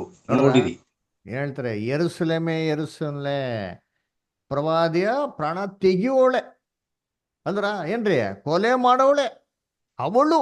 ಯೆರೂಸಲೇಮ್ನ ಅವಳಿಗೆ ಏನ್ ಮಾಡ್ತಾರೆ, ಹೋಲಿಕೆ ಮಾಡ್ತಾರೆ. ಇವಾಗ ನೀವ್ ಹೇಳ್ರಿ, ಯೆರೂಸಲೇಮ್ ಒಂದು ಸ್ತ್ರೀನಾ? ಯೆರೂಸಲೇಮ್ ಸ್ತ್ರೀನಾ? ಇಲ್ಲ ಬ್ರದರ್. ಇವಾಗ ಮತ್ತೆ ಸ್ತ್ರೀಗೆ ಏನಕ್ಕೆ ಹೋಲಿಕೆ ಮಾಡ್ತಾರೆ? ಸ್ತ್ರೀಗೆ ಏನಕ್ಕಪ್ಪ ಹೋಲಿಕೆ ಮಾಡ್ತಾರೆ ಅಂತಂದ್ರೆ, ಏನ್ರಿ, ತಾಯಿ ತನ್ನ ಗರ್ಭದಲ್ಲಿ ಮಕ್ಳುಗಳನ್ನ ಯಾವ ರೀತಿ ಹೇರ್ತಾರೋ ಅದೇ ರೀತಿ ಒಂದು ಭೂಮಿ ತಾಯಿ, ಒಂದು ಊರು, ಒಂದು ರಾಜ್ಯ, ಒಂದು ಪ್ರಭೆ ಏನ್ ಮಾಡ್ತದೆ, ತನ್ನ ಪ್ರಜೆಗಳನ್ನ ಏನ್ ಮಾಡ್ತಾರೆ, ಹೊರ್ತಾ ಇದಾರೆ ಅಂತ ಅರ್ಥ ರೀ, ಅಲ್ವರ? ಅದಕ್ಕೆ ಏನ್ ಮಾಡ್ತಾರೆ, ಒಂದು ಸ್ತ್ರೀಗೆ ಏನ್ ಮಾಡ್ತಾರೆ, ಕಂಪೇರ್ ಮಾಡ್ತಾರೆ. ಒಂದು ಸ್ತ್ರೀಗೆ ಹೋಲಿಕೆ ಮಾಡಿ ಏನ್ ಮಾಡ್ತಾರೆ, ಅಲ್ಲಿ ಮಾತಾಡ್ತಾರೆ. ಹಂಗಂತ ಬಿಟ್ಟು ಸ್ತ್ರೀ ಆಗ್ಬಿಡ್ತದ? ಇವಾಗ ನಾವು ಕೂಡ ಏನ್ ಮಾಡ್ತೀವಿ, ಕರ್ನಾಟಕ ಮಾತೆ ಅಂತ ಹೇಳ್ತೀವಿ. ಕರ್ನಾಟಕ ಮಾತೆ, ಕರ್ನಾಟಕ ಸ್ತ್ರೀ ಆಗ್ಬಿಡ್ತಾ? ಭಾರತ ಮಾತೆ ಅಂತ ಹೇಳ್ತೀರಿ ಅಲ್ವರ? ಏನು ಮದರ್ ಇಂಡಿಯಾ ಅಂತ ಹೇಳ್ತೀರಿ, ಏನು ಮದರ್ ಆಗ್ಬಿಡ್ತಾ? ಲಿಟರ್ಲಿ ಯಂಗ್ಸ್ ಆಗ್ಬಿಟ್ರೆ ಇಲ್ಲ ರೀ. ಇದೆಲ್ಲ ಒಂದು ಕಂಪ್ಯಾರಿಸನ್, ಒಂದು ಹೋಲಿಕೆ. ಸ್ತ್ರೀಗಳಿಗಿರಂತ ಎಲ್ಲಾ ಗುಣಲಕ್ಷಣಗಳು ಇದ್ರಲ್ಲಿ ಕಂಡು ಬಂದಿರೋದ್ರಿಂದ ಅದನ್ನ ಸ್ತ್ರೀಗೆ ಏನ್ ಮಾಡ್ತಾರೆ, ಕಂಪೇರ್ ಮಾಡಿ ಮಾತಾಡ್ತಾರೆ. ಅದೇ ರೀತಿ ಕೊರಿಂಥದಲ್ಲಿ ಓದ ನೋಡಿರ್ತೀರಿ, ಕೊರಿಂಥದಲ್ಲಿ ಏನ್ ಮಾಡ್ತಾರೆ, ಪ್ರೀತಿನ ಒಂದು ಸ್ತ್ರೀಗೆ ಕಂಪೇರ್ ಮಾಡ್ತಾರೆ. ಎಲ್ಲಿ? 1 ಕೊರಿಂಥ 13:5 ಕನ್ನಡದಲ್ಲಿ ಓದಿ, ಆಮೇಲೆ ಇಂಗ್ಲೀಷಲ್ಲಿ ಕೂಡ ಓದೋಣ. ಓದ್ರಿ, ಕನ್ನಡದಲ್ಲಿ ಯಾರು? 1 ಕೊರಿಂಥ 13:5. ಸ್ವಪ್ರಯೋಜನವನ್ನು ಚಿಂತಿಸುವುದಿಲ್ಲ, ಮರ್ಯಾದೆಗೆಟ್ಟು ನಡೆಯುವುದಿಲ್ಲ, ಮರ್ಯಾದೆಗೆಟ್ಟು ನಡೆಯುವುದಿಲ್ಲ, ಸ್ವಪ್ರಯೋಜನವನ್ನು ಚಿಂತಿಸುವುದಿಲ್ಲ, ಸಿಟ್ಟುಗೊಳ್ಳುವುದಿಲ್ಲ, ಅಪಕಾರವನ್ನು ಮನಸ್ಸಿನಲ್ಲಿ ಇಟ್ಟುಕೊಳ್ಳುವುದಿಲ್ಲ, ಅನ್ಯಾಯವನ್ನು ನೋಡಿ ಪಡದೆ ಸತ್ಯಕ್ಕೆ ಜಯವಾಗುವಲ್ಲಿ ಸಂತೋಷ ಪಡುತ್ತದೆ. Very good. ಇದೇ ಇಂಗ್ಲಿಷಲ್ಲಿ ಓದ ನೋಡಿರ್ತೀನಿ. ಇಂಗ್ಲಿಷ್ ಯಾರು ಓದ್ತೀರಾ? 1 Corinthians 13:5. Doth not behave itself unseemingly, seeketh not her own, it is not easily provoked. ನೋಡ್ರ, seeketh not her own. Love doesn't seek Har own ಅಂತ ಹೇಳ್ತಾರೆ. ಅಂದ್ರೆ ಅವಳು ಸ್ವಪ್ರಯೋಜನವನ್ನು ಚಿಂತಿಸೋದಿಲ್ಲ ಅಂತ ಹೇಳ್ತಾರೆ. ಇವಾಗ ಪ್ರೀತಿನ ಅವಳಿಗೆ ಹೋಲಿಕೆ ಮಾಡ್ಬಿಟ್ರಪ್ಪ, ಹಂಗಾರೆ ಪ್ರೀತಿ ಏನಾಗ್ಬಿಡ್ತು, ಸ್ತ್ರೀ ಆಗ್ಬಿಡ್ತಾ? ಹೇಳ್ರಿ, ಪ್ರೀತಿನ ಒಂದು ಸ್ತ್ರೀಗೆ ಹೋಲಿಕೆ ಮಾಡಿದ ತಕ್ಷಣ ಪ್ರೀತಿ ಸ್ತ್ರೀ ಆಗೋದ್ಲಾ? ಇಲ್ಲ ರೀ, ಅದು ಒಂದು ಗುಣ, ಕರೆಕ್ಟಾ? ಅದನ್ನ ಒಂದೇನ್ರಿ ವ್ಯಕ್ತಿತ್ವಕ್ಕೆ ಹೋಲಿಕೆ ಮಾಡ್ತಾರೆ ಅಷ್ಟೇ ಹೊರತು ಸ್ತ್ರೀ ಆಗಲಿಕ್ಕೆ ಸಾಧ್ಯ ಇಲ್ಲ. ಯಾಕಪ್ಪ ಸ್ತ್ರೀಗೆ ಕಂಪೇರ್ ಮಾಡ್ತಾರೆ ಅಂದ್ರೆ, ಸ್ತ್ರೀಯಲ್ಲಿರೋಂಥ ಎಲ್ಲಾ ಗುಣಲಕ್ಷಣಗಳು ಏನ್ರಿ ಪ್ರೀತಿನೇ, ಕರೆಕ್ಟಾ? ಇವಾಗ ಎಕ್ಸಾಮ್ ಫೇಲ್ ಆದ್ರೆ ಮಾರ್ಕ್ಸ್ ಕಾರ್ಡ್ ಯಾರ ಕೆಲಸ ಏನ್ ಮಾಡ್ತೀರಾ? ಅಪ್ಪನ ಕೆಲಸ ಏನ್ ಮಾಡ್ತೀರಾ? ಯಾರ ಕೆಲಸ ಏನ್ ಮಾಡಿಸ್ತೀರಾ? ನೀವ್ ಯಾರು ಫೇಲ್ ಆಗಿಲ್ಲ, ಅಮ್ಮನ ಕೈಲಿ. ಯಾಕೆ? ಅಮ್ಮ ಅಮ್ಮ ಅಮ್ಮ ಅಮ್ಮ ಕೊಡಮ್ಮ, ನೆಕ್ಸ್ಟ್ ಟೈಮ್ ಬಂದ್ಬಿಡ್ತೀನಿ ಕೊಡಮ್ಮ. ನಿಮ್ಮ ಅಪ್ಪಂಗೆ ಗೊತ್ತಾರ ಬೈತಾರೆ, ಅದಕ್ಕೆ ಅಮ್ಮ ನಿಂಕಲ್ ಮಾಡಿಸ್ತಾರದು, ಅಮ್ಮನ ಕೆಲಸ ಏನ್ ಮಾಡ್ಕೊಂಡು ಹೋಗ್ಬಿಡೋದು ಅಲ್ವರಾ? ಕರ್ತನಲ್ಲಿ ಪ್ರೀತಿ ಅಂತ ಸಹೋದರ ಸಹೋದರಿಗಳೇ, ಏನ್ರಿ ಪ್ರೀತಿನ ಅದಕ್ಕೆ ಸ್ತ್ರೀಗೆ ಹೋಲಿಕೆ ಮಾಡೋದು ಅಲ್ವರ? ಇವಾಗ ಇನ್ನೊಂದು ವಾಕ್ಯ ಓದೋಣ. ಸೇತಾನ್ ಯಾರು? ಓದ ನೋಡಿ, ಯೋಹಾನ 8:44 ಓದ್ರಿ ಸಹೋದರ ಸಹೋದರಿಗಳು. ಯಾರು ಓದ್ರಿ ಯೋಹಾನ 8:44. ಸೈತಾನನು ನಮ್ಮ ತಂದೆ, ನೀವು ಆ ತಂದೆಯಿಂದ ಹುಟ್ಟಿದವರಾಗಿದ್ದು ನಿಮ್ಮ ತಂದೆಯ ದುರಿಚ್ಛೆಗಳನ್ನೇ ನಡೆಸಬೇಕೆಂದಿದ್ದೀರಿ.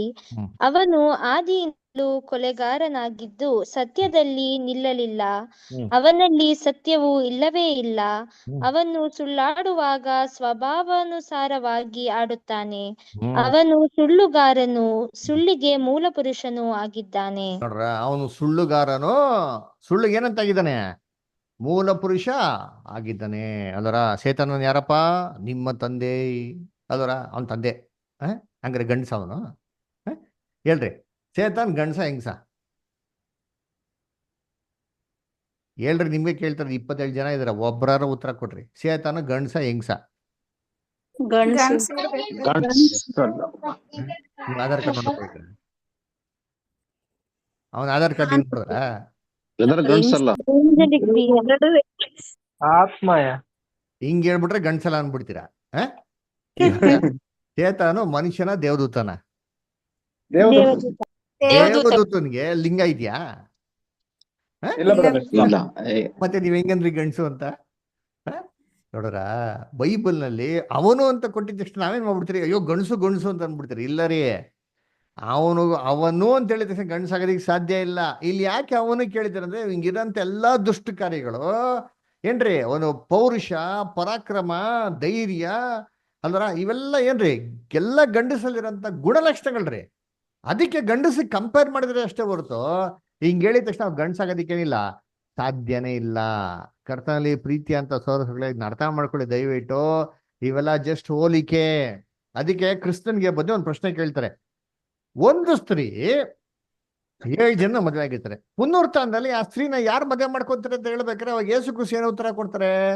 ಅವ್ರು ಮದುವೆ ಆಗೋದು ಇಲ್ಲ, ಮದುವೆ ಮಾಡಿ ಕೊಡುವುದೂ ಇಲ್ಲ. ಯಾಕಂದ್ರೆ ಪರಲೋಕದಂತ ದೇವದೂತರುಗಳ ತರ ಇರ್ತಾರೆ ಅಂತ. ಹಾಗಾದ್ರೆ ದೇವದೂತರುಗಳ ನಡುವೆ ಸೆಕ್ಷುವಲ್ ಬೈಫರ್ಕೇಶನ್ ಇಲ್ಲ. ಲಿಂಗಗಳ ಒಂದು ಏನ್ರಿ ಈ ಬೈಫರ್ಕೇಶನ್ ಇದೆಯಲ್ಲ, ಅದು ಏನಾಗಿಲ್ಲ, ದೇವತರ ನಡುವೆ ಇಲ್ಲ. ಇದು ಮನುಷ್ಯರ ನಡುವೆ ಮಾತ್ರ ಇರೋದು. ಹಂಗಾರೆ ಅವನು ಆಗೋದಕ್ಕೆ ಹೆಂಗ್ ಸಾಧ್ಯ? ಅದರ ಕರ್ತನಲ್ಲಿ ಇವೆಲ್ಲ ಹೋಲಿಕೆಗಳು. ಇದಕ್ಕೆ ನೋಡ್ಬೇಕಾರೆ ಏನಪ್ಪಾ ಇದು ಅಂತಂದ್ರೆ, ನಮ್ಮ ಒಂದು ಏನ್ರಿ ಇಂಗ್ಲಿಷಲ್ಲಿ ನೋಡ್ಬೇಕಾರೆ ಏನ್ರಿ ಜೆಂಡರ್ಸ್ ಅಂತ ಬಿಟ್ಟಿದೆ. ಏನ್ರಿ ಮ್ಯಾಸ್ಕ್ಯುಲೈನ್ ಜೆಂಡರ್ ಅಂತಿದೆ, ಫೆಮಿನೈನ್ ಜೆಂಡರ್ ಅಂತಿದೆ, ನ್ಯೂಟ್ರಲ್ ಜೆಂಡರ್ ಅಂತಿದೆ. ನಿಮ್ ಕನ್ನಡದಲ್ಲಿ ಹೇಳ್ಬೇಕಂದ್ರೆ ಪುಲ್ಲಿಂಗ, ಸ್ತ್ರೀಲಿಂಗ, ನಪುಂಸಕ ಲಿಂಗ ಅಂತಿದೆ. ನೋಡಿ ಇಲ್ಲಿ ನೋಡ್ತಿದ್ರೆ ಇದು ಚಾಟಲ್ಲಿ ನೋಡ್ದಂತಂದ್ರೆ ಪುಲ್ಲಿಂಗ ಅಂದ್ರೆ ಏನಪ್ಪ, ಗಂಡಸು ಹುಡುಗ. ಅದರ ಅವನು ಬರ್ತಾ ಇದ್ದಾನೆ ಅನ್ನೇನ್ ಮೀನಿಂಗು? ಅವನು ಅಂದ ತಕ್ಷಣ ಗಂಡಸು ಹುಡುಗ. ಅದರ ಅವನು ಆಟ ಆಡ್ತಾ ಇದ್ದಾನೆ ಏನ್ ಮೀನಿಂಗು? ಏನ್ರಿ ಒಂದು ಹುಡುಗ ಆಟ ಆಡ್ತಾ ಇದ್ದಾನೆ ಅಂತ. ಅದೇ ತರ ಅವಳು ಹೋಗ್ತಾ ಇದ್ದಾಳೆ, ಅವಳು ಅಂದ ತಕ್ಷಣ ಮೀನಿಂಗು ಒಂದು ಹುಡುಗಿ ಏನ್ ಮಾಡ್ತಾಳೆ, ಒಂದು ಸ್ತ್ರೀ ಹೋಗ್ತಾ ಇದ್ದಾಳೆ ಅಂತ ಅರ್ಥ. ಅದೇ ತರ ಒಂದು ಕಾರ್ ಬಗ್ಗೆನೋ ಒಂದು ಟೇಬಲ್ ಬಗ್ಗೆನೋ ಮಾತಾಡ್ಬೇಕಾದ್ರೆ ನಾವ್ ಹೇಳ್ತೀರಿ, ಕಾರು ಬರ್ತಾವಳೆ ನೋಡು ಅಂತ ಹೇಳಕಾಯ್ತದ? ಟೇಬಲ್ ನೋಡು ಎಷ್ಟು ಚೆನ್ನಾಗವನೆ ಅಂತ ಹೇಳಕಾಯ್ತದ? ಇಲ್ಲ ರೀ, ಅರ್ಥ ಬರಲ್ಲ ರೀ ಅಲ್ದ್ರ. ಅದಕ್ಕೆ ಏನ್ ಮಾಡಿದಾರೆ ಅಂದ್ರೆ ಅದಕ್ಕೆ ನಪುಂಸಕಲಿಂಗ ಅಂತ ಹಾಕಿದ್ದಾರೆ, ನ್ಯೂಟ್ರಲ್ ಜೆಂಡರ್ ಅಂತ ಹೇಳ್ತಾರೆ. ಅದಕ್ಕೆ ಏನ್ ಹೇಳ್ಬೇಕು, ಕಾರ್ ಬರ್ತಾ ಇದೆ ಅಂತ ಹೇಳ್ತೀರಿ. ಅದು ಹಿಂಗಿದೆ, ಚೆನ್ನಾಗಿದೆ. ಕಾರ್ ಬರ್ತಾವನೆ, ಕಾರ್ ಬರ್ತಾವಳೆ ಅಂತ ಹೇಳಕಾಯ್ತದ? ಯಾಕೆ ಕೇಳಿದ್ರೆ ನಗ್ತಾರೆ. ಇದಕ್ಕೆ ಕರ್ತನಲ್ಲಿ ಇದು ಜೆಂಡರ್ ಬೈಫರ್ಕೇಶನ್ ಅಂತ ಹೇಳ್ತಾರೆ. ಅದರ ಇದು ಬಂದ್ಬಿಟ್ಟು ನಮ್ಮ ಇಂಗ್ಲಿಷಲ್ಲಿ ಇದೆ. ಅದಕ್ಕೆ ಏನಂತ ಇದೆ ಅಂತಂದ್ರೆ ಹಿ ಏನೋ ಪುಲ್ಲಿಂಗ, ಶಿ ಅಂದ್ರೆ ಸ್ತ್ರೀಲಿಂಗ, ಇಟ್ ಅಂತಂದ್ರೆ ನಪುಂಸಕಲಿಂಗ ಅಂತಿದೆ. ಆದ್ರೆ ನೀವು ಗ್ರೀಕಲ್ಲಿ ಹೋದ್ರೆ ಈ ತರ ಜೆಂಡರ್ ಬೈಫರ್ಕೇಶನೇ ಇಲ್ಲ. ಗ್ರೀಕ್ ಭಾಷೆಯಲ್ಲಿ ಜೆಂಡರ್ ಬೈಫರ್ಕೇಶನ್ ಇಲ್ಲ.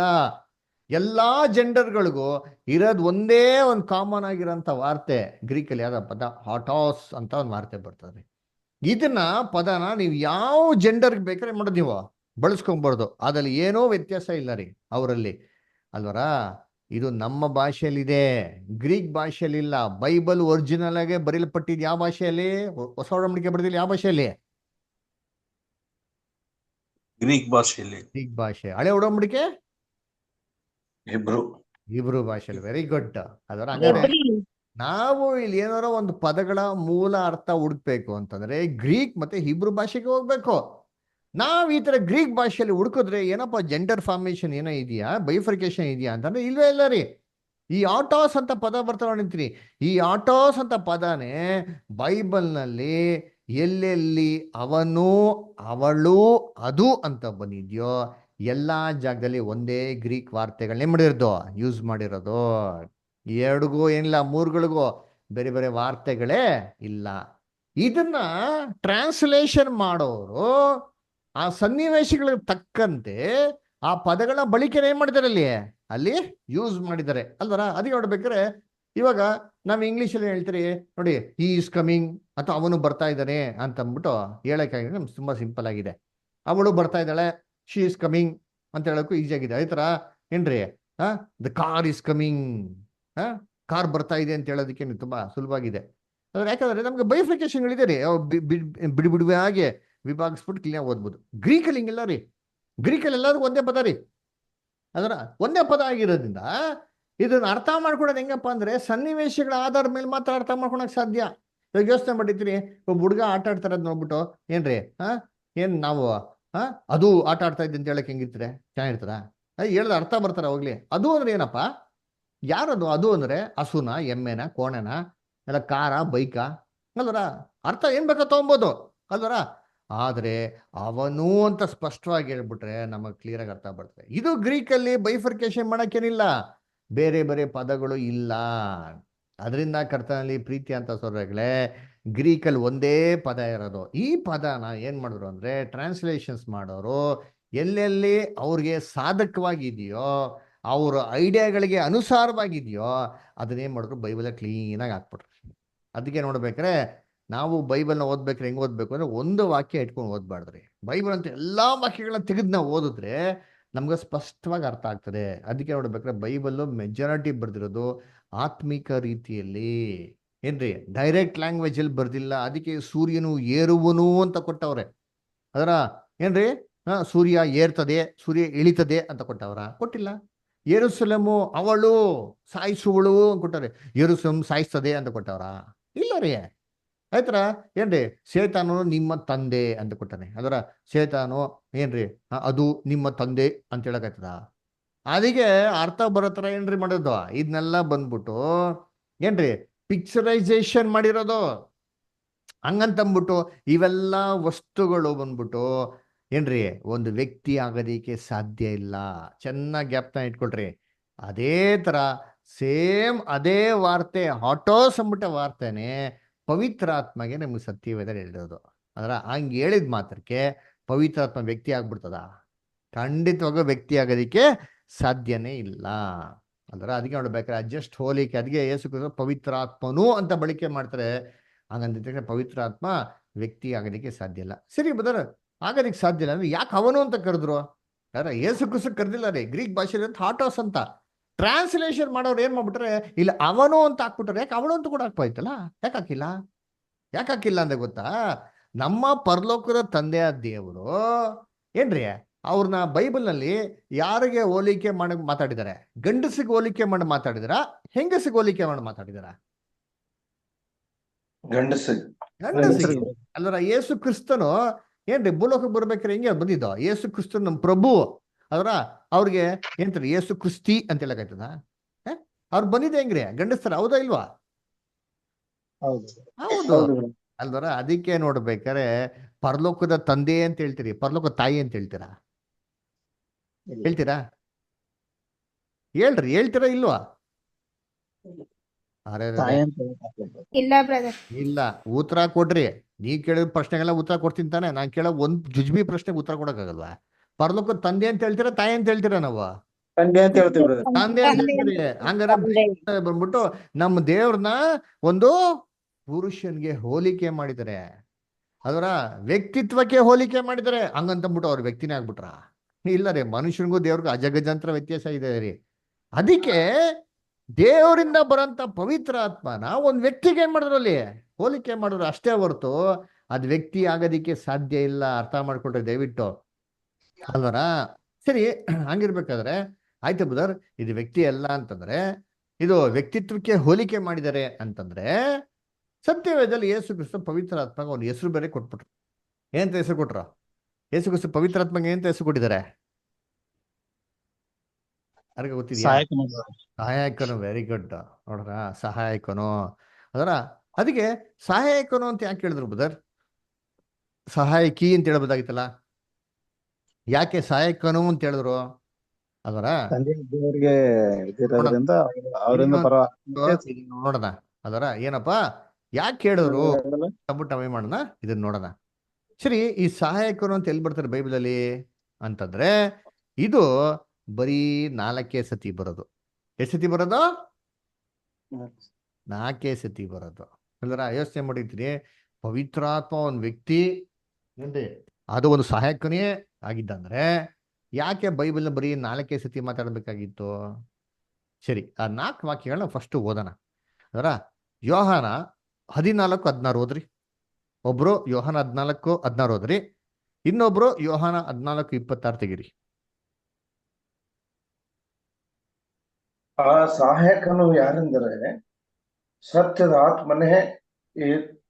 ಆತ್ಮನೇ. ಲೋಕವು ಆತನ ನೋಡದೆಯೂ ತಿಳಿಯದೆಯೂ ಇರುವುದರಿಂದ ಆತನನ್ನು ಹೊಂದಲಾರದು. ಅಲ್ವರ? ಏನ್ರಿ ಆ ಸಹಾಯಕನು ಅಂದರೆ ಏನ್ರಿ? ನನ್ನ ಹೆಸರು ಕಳ್ಸ್ಬಿಟ್ಟಂತ ಪವಿತ್ರಾತ್ಮನು, ಸಹಾಯಕನು. ಅಲ್ವರ? ಇವಾಗ ಜಾನ್ 14:16 ಒಬ್ರು ಹೋದ್ರಿ. ಆಗ ನಾನು ತಂದೆಯನ್ನು ಕೇಳಿಕೊಳ್ಳುವೆನು, ಆತನು ನಿಮಗೆ ಬೇರೊಬ್ಬ ಸಹಾಯಕನನ್ನು ಸದಾಕಾಲ ನಿಮ್ಮ ಸಂಗಡ ಇರುವುದಕ್ಕೆ ಕೊಡುವನು. ನೋಡ್ರ, ಬೇರೊಬ್ಬ ಸಹಾಯಕನ ಸದಾಕಾಲ ನಿಮ್ ಜೊತೆಗೆ ಕಳ್ಸ್ಕೊಡ್ತಾರಂತೆ ಅಲ್ಲರ. ಇನ್ನೊಂದು ವಾಕ್ಯ ಓದೋಣ, ಯೋಹಾನ 15:26 ಹೋದ್ರಿ. ಅಮೃತ ಸ್ಟಾರ್ ಇದೀರಾ? ಯೋಹಾನ 15:26. ಆದರೆ ತಂದೆಯ ಬಳಿಯಿಂದ ನಾನು ನಿಮಗೆ ಕಳುಹಿಸಿಕೊಡುವ ಸಹಾಯಕನು, ಅಂದರೆ ತಂದೆಯ ಬಳಿಯಿಂದ ಹೊರಡುವ ಸತ್ಯದ ಆತ್ಮನು ಬಂದಾಗ ಆತನು ನನ್ನನ್ನು ಕುರಿತು ಸಾಕ್ಷಿ ಹೇಳುವನು. ನೋಡ್ರ, ಸಹಾಯಕನು, ತಂದೆಯನ್ನು ಬರುವಂತ ಪವಿತ್ರಾತ್ಮನು, ಅವನು ಬಂದಾಗ ನಿಮ್ಗೆ ಸಾಕ್ಷಿ ಹೇಳುವನು. ಇನ್ನೊಂದು ವಾಕ್ಯ ಓದೋಣ, ಎಲ್ಲಪ್ಪ ಅಂದ್ರೆ ಯೋಹಾನ 16ನೇ ಅಧ್ಯಾಯ 7ನೇ ವಾಕ್ಯ, ಜಾನ್ 16:17 ಓದಿ.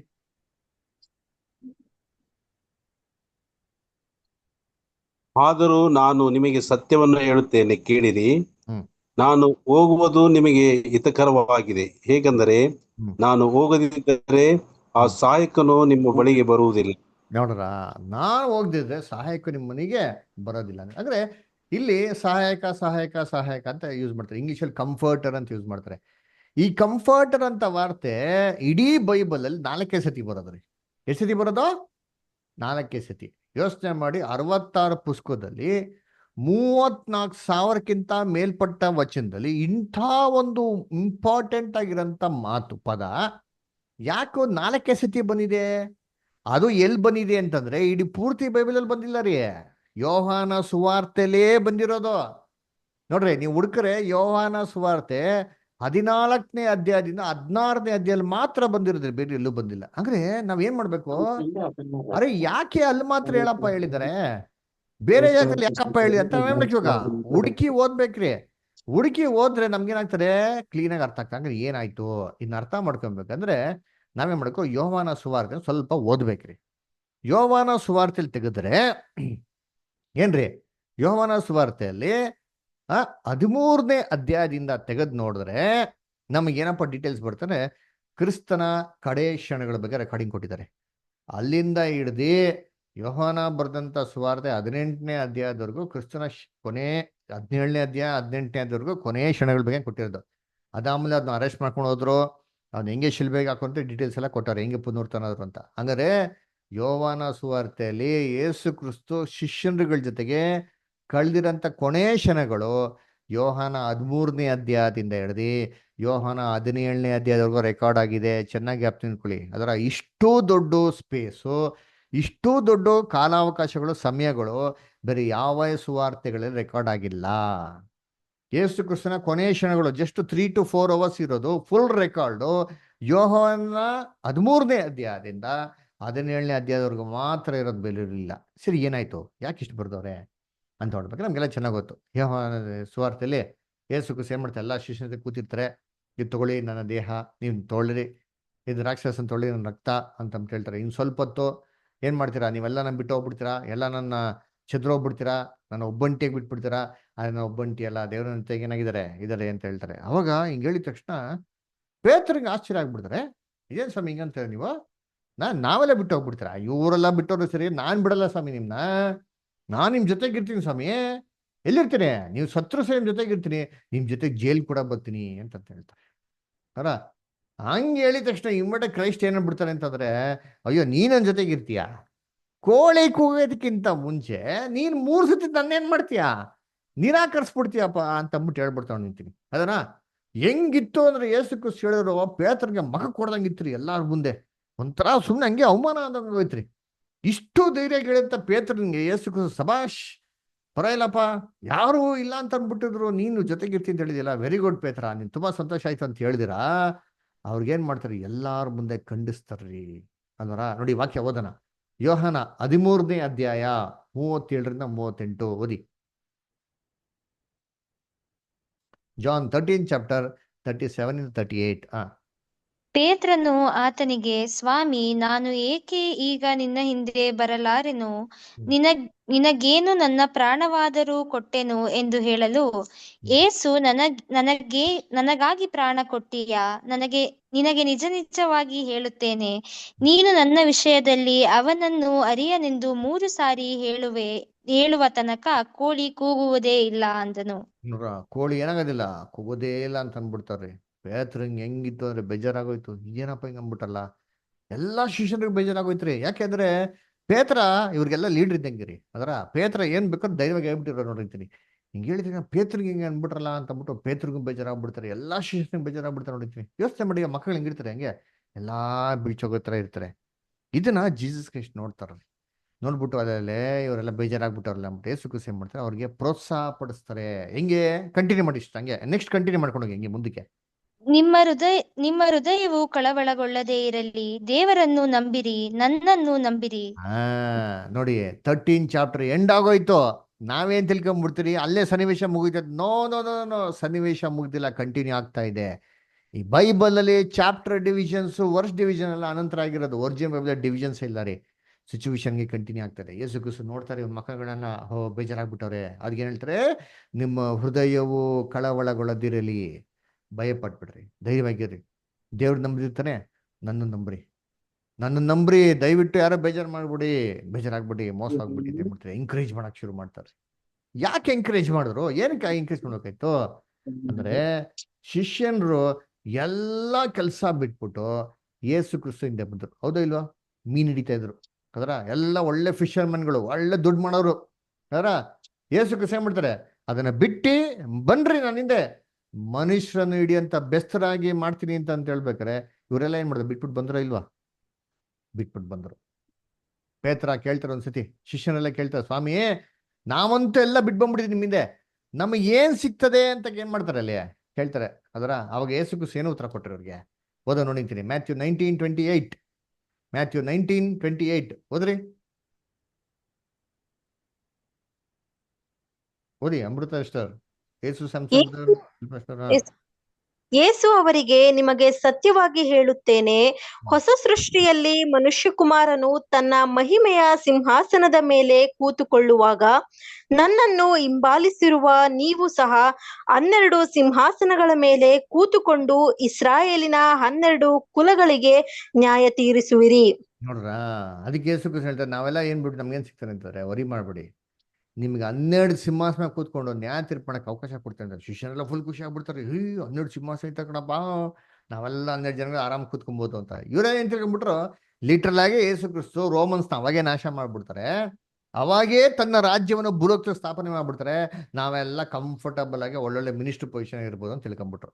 ಅದಕ್ಕೆ ಏನ್ ಮಾಡ್ತಾರೆ ಗೊತ್ತಾ, ನೆಕ್ಸ್ಟ್ ಡೇನೆ ಇಮ್ಮಿಡಿಯೇಟ್ ನೋಡಿರ್ತೀನಿ, ಮ್ಯಾಥ್ಯೂ 19 ಚಾಪ್ಟರ್ ಬರ್ತಾ 20th ಚಾಪ್ಟರ್ಲಿ ಏನ್ ಮಾಡ್ತಾರೆ, ಯೋಹಾನ ಮತ್ತೆ ಯಾಕೊಬ್ಬ ಅವ್ರ ಅಮ್ಮನ್ ಕಳಿಸ್ಬಿಡ್ತಾರೆ ಚಿಕ್ಕಮ್ಮ ಯೇಸು ಕ್ರಿಸ್ತನಿಗೆ. ಅವರೆಲ್ಲ ಅದರ ಬಂದ್ಬಿಟ್ಟು, ಅಪ್ಪ ಒಂದು ರಿಕ್ವೆಸ್ಟ್ ಕೇಳ್ಕೊಂತೀನಿ ಅಂತ ಹೇಳ್ತಾರೆ. ಏನಮ್ಮ, ಏನ್ ಮಾಡ್ಬೇಕು? ನನ್ನ 2 ಮಕ್ಳುಗಳಿಗೆ ಎಡಭಾಗದಲ್ಲಿ ಬಲಭಾಗದಲ್ಲಿ ಕೂತ್ಕೊಳಕ್ಕೆ ನೀನು ಅವಕಾಶ ಕೊಡು ಅಂತ. ಯಾಕೆ? ನಿನ್ನೆ ತಾನೇ ಗುರುಗಳು ಹೇಳೋರೆ, ನಾನು 12 ಸಿಂಹಾಸನ ಹಾಕ್ತೀನಿ, 12 ಸಿಂಹಾಸನ ನೀವು ಆಳ್ವಿಕೆ ಮಾಡ್ಬೋದು. ಇವ್ರಮ್ಮ ಏನ್ ಮಾಡ್ಬಿಟ್ರು, ನೋಡಪ್ಪ 12 ಸಿಂಹಾಸನ ಯಾರಿಗೆ ಏನ್ಬೇಕು ಕೊಡು, ಆದ್ರೆ ನಿನ್ ಲೆಫ್ಟ್ ರೈಟ್ ಇದೆ ಗೊತ್ತಾ, ಲೆಫ್ಟ್ ಹ್ಯಾಂಡ್ ರೈಟ್ ಹ್ಯಾಂಡು, ಈ ಸೀಟ್ ಮಾತ್ರ ನಮ್ಮ ಮಕ್ಳಿಗೆ ಏನ್ ಮಾಡ್ಬಿಡು, ಕೊಟ್ಬಿಡು ಅಂತ ಕೇಳ್ಕತ್ತಾರೆ. ಅದರ ಯಾಕೆ? ಇವ್ರಿಗಿದ್ದಿದ್ದ ಅಭಿಪ್ರಾಯ, ಯೇಸು ಕ್ರಿಸ್ತು ಅವಾಗೆ ಭೂಲೋಕದಲ್ಲಿ ತನ್ನ ರಾಜ್ಯವನ್ನು ಏನ್ ಮಾಡ್ತಾರೆ, ಸ್ಥಾಪನೆ ಮಾಡ್ತಾರೆ. ನೋಡಿ ಓದನ ಮತ್ತೆ ಏನೇ ಬರ್ತದೆ, ಸುವಾರ್ತೆ 20ನೇ ಅಧ್ಯಾಯ 21ನೇ ವಾಕ್ಯ ಓದ್ರಿ. ಹನುಮಂತ ಬದರ್ ಓದ್ತೀರಾ? ಸರಿ ಓದ್ರಿ, ಯಾರು ಬೇರೆ ಸಿಸ್ಟರ್ಸ್? ಆತನು ಆಕೆಯನ್ನು, ನಿನಗೇನು ಬೇಕಮ್ಮ ಎಂದು ಕೇಳಲು, ಆಕೆ, ನಿನ್ನ ರಾಜ್ಯದಲ್ಲಿ ನನ್ನ ಈ 2 ಮಕ್ಕಳಲ್ಲಿ ಒಬ್ಬನು ನಿನ್ನ ಬಲಗಡೆಯಲ್ಲಿಯೂ ಮತ್ತೊಬ್ಬನು ಎಡಗಡೆಯಲ್ಲಿಯೂ ಕೂತುಕೊಳ್ಳುವುದಕ್ಕೆ ಅಪ್ಪಣೆಯಾಗಬೇಕು ಅಂದಳು. ನೋಡ್ರ ಏನ್ರಿ, ಲಿಟ್ರಲ್ ಆಗಿ ತಿಳ್ಕೊಂಡ್ಬಿಡ್ತಾರೆ, ಲಿಟ್ರಲ್ ಆಗಿ ಅವಾಗ ಹಂಗೆ ರಾಜ್ಯ ಬಂದ್ಬಿಡ್ತಾರೆ, ಮಿನಿಸ್ಟರ್ ಕೂತ್ಕೊಂಡ್ಬಿಡ್ಬೋದು ಅಂತ. ಇನ್ನ ಇನ್ಫ್ಯಾಕ್ಟ್ ಯೇಸು ಸತ್ತೋಗ್ಬಿಡ್ತಾರೆ ಗೊತ್ತಾ, ಸತ್ತೋಗಿರ್ಬೇಕಾದ್ರೆ ಕೂಡ ಯೇಸು ಕ್ರಿಸ್ತ ಎದ್ದು ಬರ್ಬೇಕಾದ್ರೆ ಅವಾಗ ಯೇಸು ಕ್ರಿಸ್ತ ಈಗ ಕೇಳ್ತಾರೆ, ಅಯ್ಯೋ ನಾವು ಇವ್ರನ್ನೇ ನಂಬ್ಕೊಂಡಿದ್ರಿ, ಇಸ್ರೇಲ್ ರಾಜ್ಯ ಸ್ಥಾಪನೆ ಮಾಡ್ತಾರೆ ಅಂತ ಅಂದ್ಬಿಟ್ಟು ಇವ್ರನ್ನ ಸತ್ತೋಗ್ಬಿಟ್ರು ಅಂತ ಹೇಳ್ತಾರೆ. ಲೂಕ 24:21 ಓದಿ. ಲೂಕ್ 24:21 ಓದ್ರಿ ಯಾರಾದ್ರೂ. ನಾವಾದರೂ ಇಸ್ರಾಯೇಲ್ ಜನರನ್ನು ಬಿಡಿಸತಕ್ಕವನು ಆತನೇ ಎಂದು ನಿರೀಕ್ಷಿಸಿಕೊಂಡಿದ್ದೆವು. ಇದು ಮಾತ್ರವಲ್ಲದೆ ಆ ಕಾರ್ಯಗಳು ನಡೆದು ಇವತ್ತು 3ನೆಯ ದಿನ. ನೋಡ್ರ, ಇವ್ರಾರು ಇಸ್ರೇಲ್ನ ಬಿಡಿಸತಕ್ಕವ್ರು ಅಂತ ನಂಬಿದ್ರಿ ಅಂತ ಹೇಳ್ತಾರೆ. ಅಂದ್ರೆ ಇದಕ್ಕೇನೆ ಇವರೆಲ್ಲ ಯೇಸು ಕ್ರಿಸ್ತನಿಂದ ಬಿಟ್ಟಿದ್ದು. ಏನಕ್ಕೆ? ಎಲ್ಲ ಆಸ್ತಿ ಎಲ್ಲ ಬಿಸ್ನೆಸ್ ಎಲ್ಲ ಬಿಟ್ಬಿಟ್ಟು ಏನಕ್ಕೆ ಬಂದಿದ್ದು? ಕ್ರಿಸ್ತನಿಂದ ಇಸ್ರೇಲ್ನ ಬಿಡಿಸತಕ್ಕವನು, ರಾಜ್ಯವನ್ನು ಸ್ಥಾಪನೆ ಮಾಡೋ ಇವನೇ ಅಂತ ಅಂದ್ಬಿಟ್ಟು. ಇವನ್ ಯೇಸು ಕ್ರಿಸ್ತ ಪರಲೋಕ ಹೋಗ್ಬೇಕಾದ್ರೆ ಶಿಷ್ಯರು ಇದೇ ಕೇಳ್ತಾರೆ ನೋಡಿರ್ತೀನಿ, ಅಪೊಸ್ತಲ ಕೃತ್ಯಗಳು 1ನೇ ಅಧ್ಯಾಯ 6ನೇ ವಾಕ್ಯ. ಕೂಡಿ ಬಂದವರು ಆತನನ್ನು, ಸ್ವಾಮಿ, ನೀನು ಇದೇ ಕಾಲದಲ್ಲಿ ಇಸ್ರಾಯೇಲ್ ಜನರಿಗೆ ರಾಜ್ಯವನ್ನು ತಿರುಗಿ ಸ್ಥಾಪಿಸಿಕೊಡುವಿಯೋ ಎಂದು ಕೇಳಲು, ನೋಡ್ರ, ಇವಾಗಾದ್ರೂ ರಾಜ್ಯವನ್ನು ಇಸ್ರೇಲ್ಗೆ ತಿರುಗಿ ಸ್ಥಾಪಿಸಿ ಕೊಡ್ತೀಯಾ? ಆಮೇಲೆ ಹೋಯ್ತಾ ಇದ್ದೀರಾ? ನೀವೇನಂದ್ರೆ ಸಿಂಹಾಸನ ಕೂಡ ಆಳ್ವಿಕೆ ಮಾಡ್ತೀನಿ ಅಂತಂದ್ರೆ ನೀವೇ ಹೋಗ್ಬಿಟ್ರೆ ನಾವೇನು ಆಳ್ವಿಕೆ ಮಾಡೋದು? ದಯವಿಟ್ಟು ಇವಾಗಾರ ನಮ್ಗಾರ ಸ್ವಲ್ಪ ಅಡ್ಮಿನಿಸ್ಟ್ರೇಷನ್ ಕೊಟ್ಬಿಟ್ಟೋಗಿ, ಸೀಟಾರ ಇವಾಗ ಸ್ವಲ್ಪ ಎಸ್ಟಾಬ್ಲಿಷ್ ಮಾಡ್ಕೊಡಿ ಅಂತ ಕೇಳ್ತಾರೆ. ಯಾಕೆ ಅಂದ್ರೆ ಇವ್ರಿಗೆಲ್ಲ ಇದ್ದಿದ್ದು ಲಿಟ್ರಲ್ ಆಗಿ ಯೇಸು ಕ್ರಿಸ್ತು ಅವಾಗೇ ರೋಮನ್ಸ್ನ ನಾಶ ಮಾಡ್ಬಿಡ್ತಾರೆ, ಅವಾಗೇ ಇಸ್ರೇಲ್ ರಾಜ್ಯ ಸ್ಥಾಪನೆ ಮಾಡ್ತಾರೆ ಅಭಿಪ್ರಾಯ ಇತ್ತು. ಅವ್ರಿಗೆ ಗೊತ್ತಿರಲಿಲ್ಲ ಯೇಸು ಕ್ರಿಸ್ತು ಪರಲೋಕ ಹೋಗ್ಬೇಕು, 2000 ವರ್ಷದ ನಂತರ ಎರಡನೇ ಬರಿಕೆಯಲ್ಲಿ ಬರ್ಬೇಕು, ನೀವೆಲ್ಲ ಅಭಿಪ್ರಾಯನೇ ಇಲ್ಲ ರೀ. ಯಾಕೆ ಗೊತ್ತಾ? ಇವ್ರಿಗಿನ್ನ ಪವಿತ್ರಾತ್ಮನೆ ಕೊಡ್ಲಿಲ್ಲ, ಅದರಿಂದ ಎಷ್ಟೋ ವಿಚಾರಗಳಿಗೆ ಅರ್ಥನೇ ಆಗಿಲ್ಲ ರೀ. ಅಲ್ವರ ಇವಾಗ ಡಿಸ್ಕರೇಜ್ ಆಗ್ಬಿಟ್ಟವ್ರೆ. ಚೆನ್ನಾಗಿ ಅರ್ಥ ಮಾಡ್ಕೊಳ್ಳಿ. ಬ್ಯಾಕ್ಗ್ರೌಂಡ್ ನಾನು ಹೇಳಿದ್ದು ಏನ್ ಬ್ಯಾಕ್ಗ್ರೌಂಡು, ಇವರು ಏನಂತ ಅಭಿಪ್ರಾಯದಿಂದ ಯೇಸು ಕ್ರಿಸ್ತನ ಶಿಷ್ಯರಾದ್ರು ಅಂತ, ಏನೋ ಅಧಿಕಾರದಲ್ಲಿ ಕೂತ್ಕೊಂಡು ಆಳ್ವಿಕೆ ಮಾಡ್ಬೇಕು ಅಂತ. ಇವಾಗ ಸಡನ್ ಆಗಿ ಯೇಸು ಕ್ರಿಸ್ತ ಹೇಳ್ತಾರೆ ನಾನು ಸತ್ತೋಗ್ಬೇಕು ಅಂತ ಹೇಳಿದ ತಕ್ಷಣ ಇವ್ರಿಗೆ ಬೇಜಾರಾಗೋಯ್ತು. ಇವ್ರು ಸತ್ತ ನಮ್ಗೆ ಗೊತ್ತಿ ಏನಪ್ಪ? ಅಲ್ಲಪ್ಪ, ಇವರೇ ರಾಜ್ಯಕ್ಕೆ ರಾಜ, ಇವ್ರು ಸತ್ತೋಗ್ಬಿಟ್ರೆ ನಾವೆಲ್ಲಿ ಕೂತ್ಕೊಳ್ಳೋಣ? ನಮ್ಮನ್ನ ಯಾರು ನಡೆಸೋದು? ಅಲ್ಲ, ನಮ್ಗೇನ್ ಪೊಸಿಷನ್ ಇದೆ? ನಾವೆಲ್ಲ ಇಷ್ಟೆಲ್ಲ ಬಿಟ್ಬಿಟ್ಟು ನಮ್ಗೇನಂತೆ, ನಮ್ಗೇನ್ ಸಿಗ್ತದೆ ಅಂತಂದ್ಬಿಟ್ಟು ಇವರೆಲ್ಲ ಬೇಜಾರಾಗಿರ್ತಾರೆ. ಅದಕ್ಕೆ ಯೇಸು ಕ್ರಿಸ್ತ ಹೋಗ್ಬಿಟ್ಟು ಕಳವಳಗೊಳ್ಳದಿರಿ, ದೇವರನ್ನ ನಂಬಿದ್ರ ನನ್ನ ನಂಬಿ ಅಂತ ಹೇಳ್ಬಿಟ್ಟು ಇವಾಗ ನೋಡಿ ಏನ್ ಹೇಳ್ತಾರೆ ಮುಂದಕ್ಕೆ. ಎಲ್ಲಿ? ಯೋಹಾನ 14ನೇ ಅಧ್ಯಾಯ 2ನೇ ವಾಕ್ಯ ಹೋದ್ರಿ ಮುಂದಕ್ಕೆ. ನನ್ನ ತಂದೆ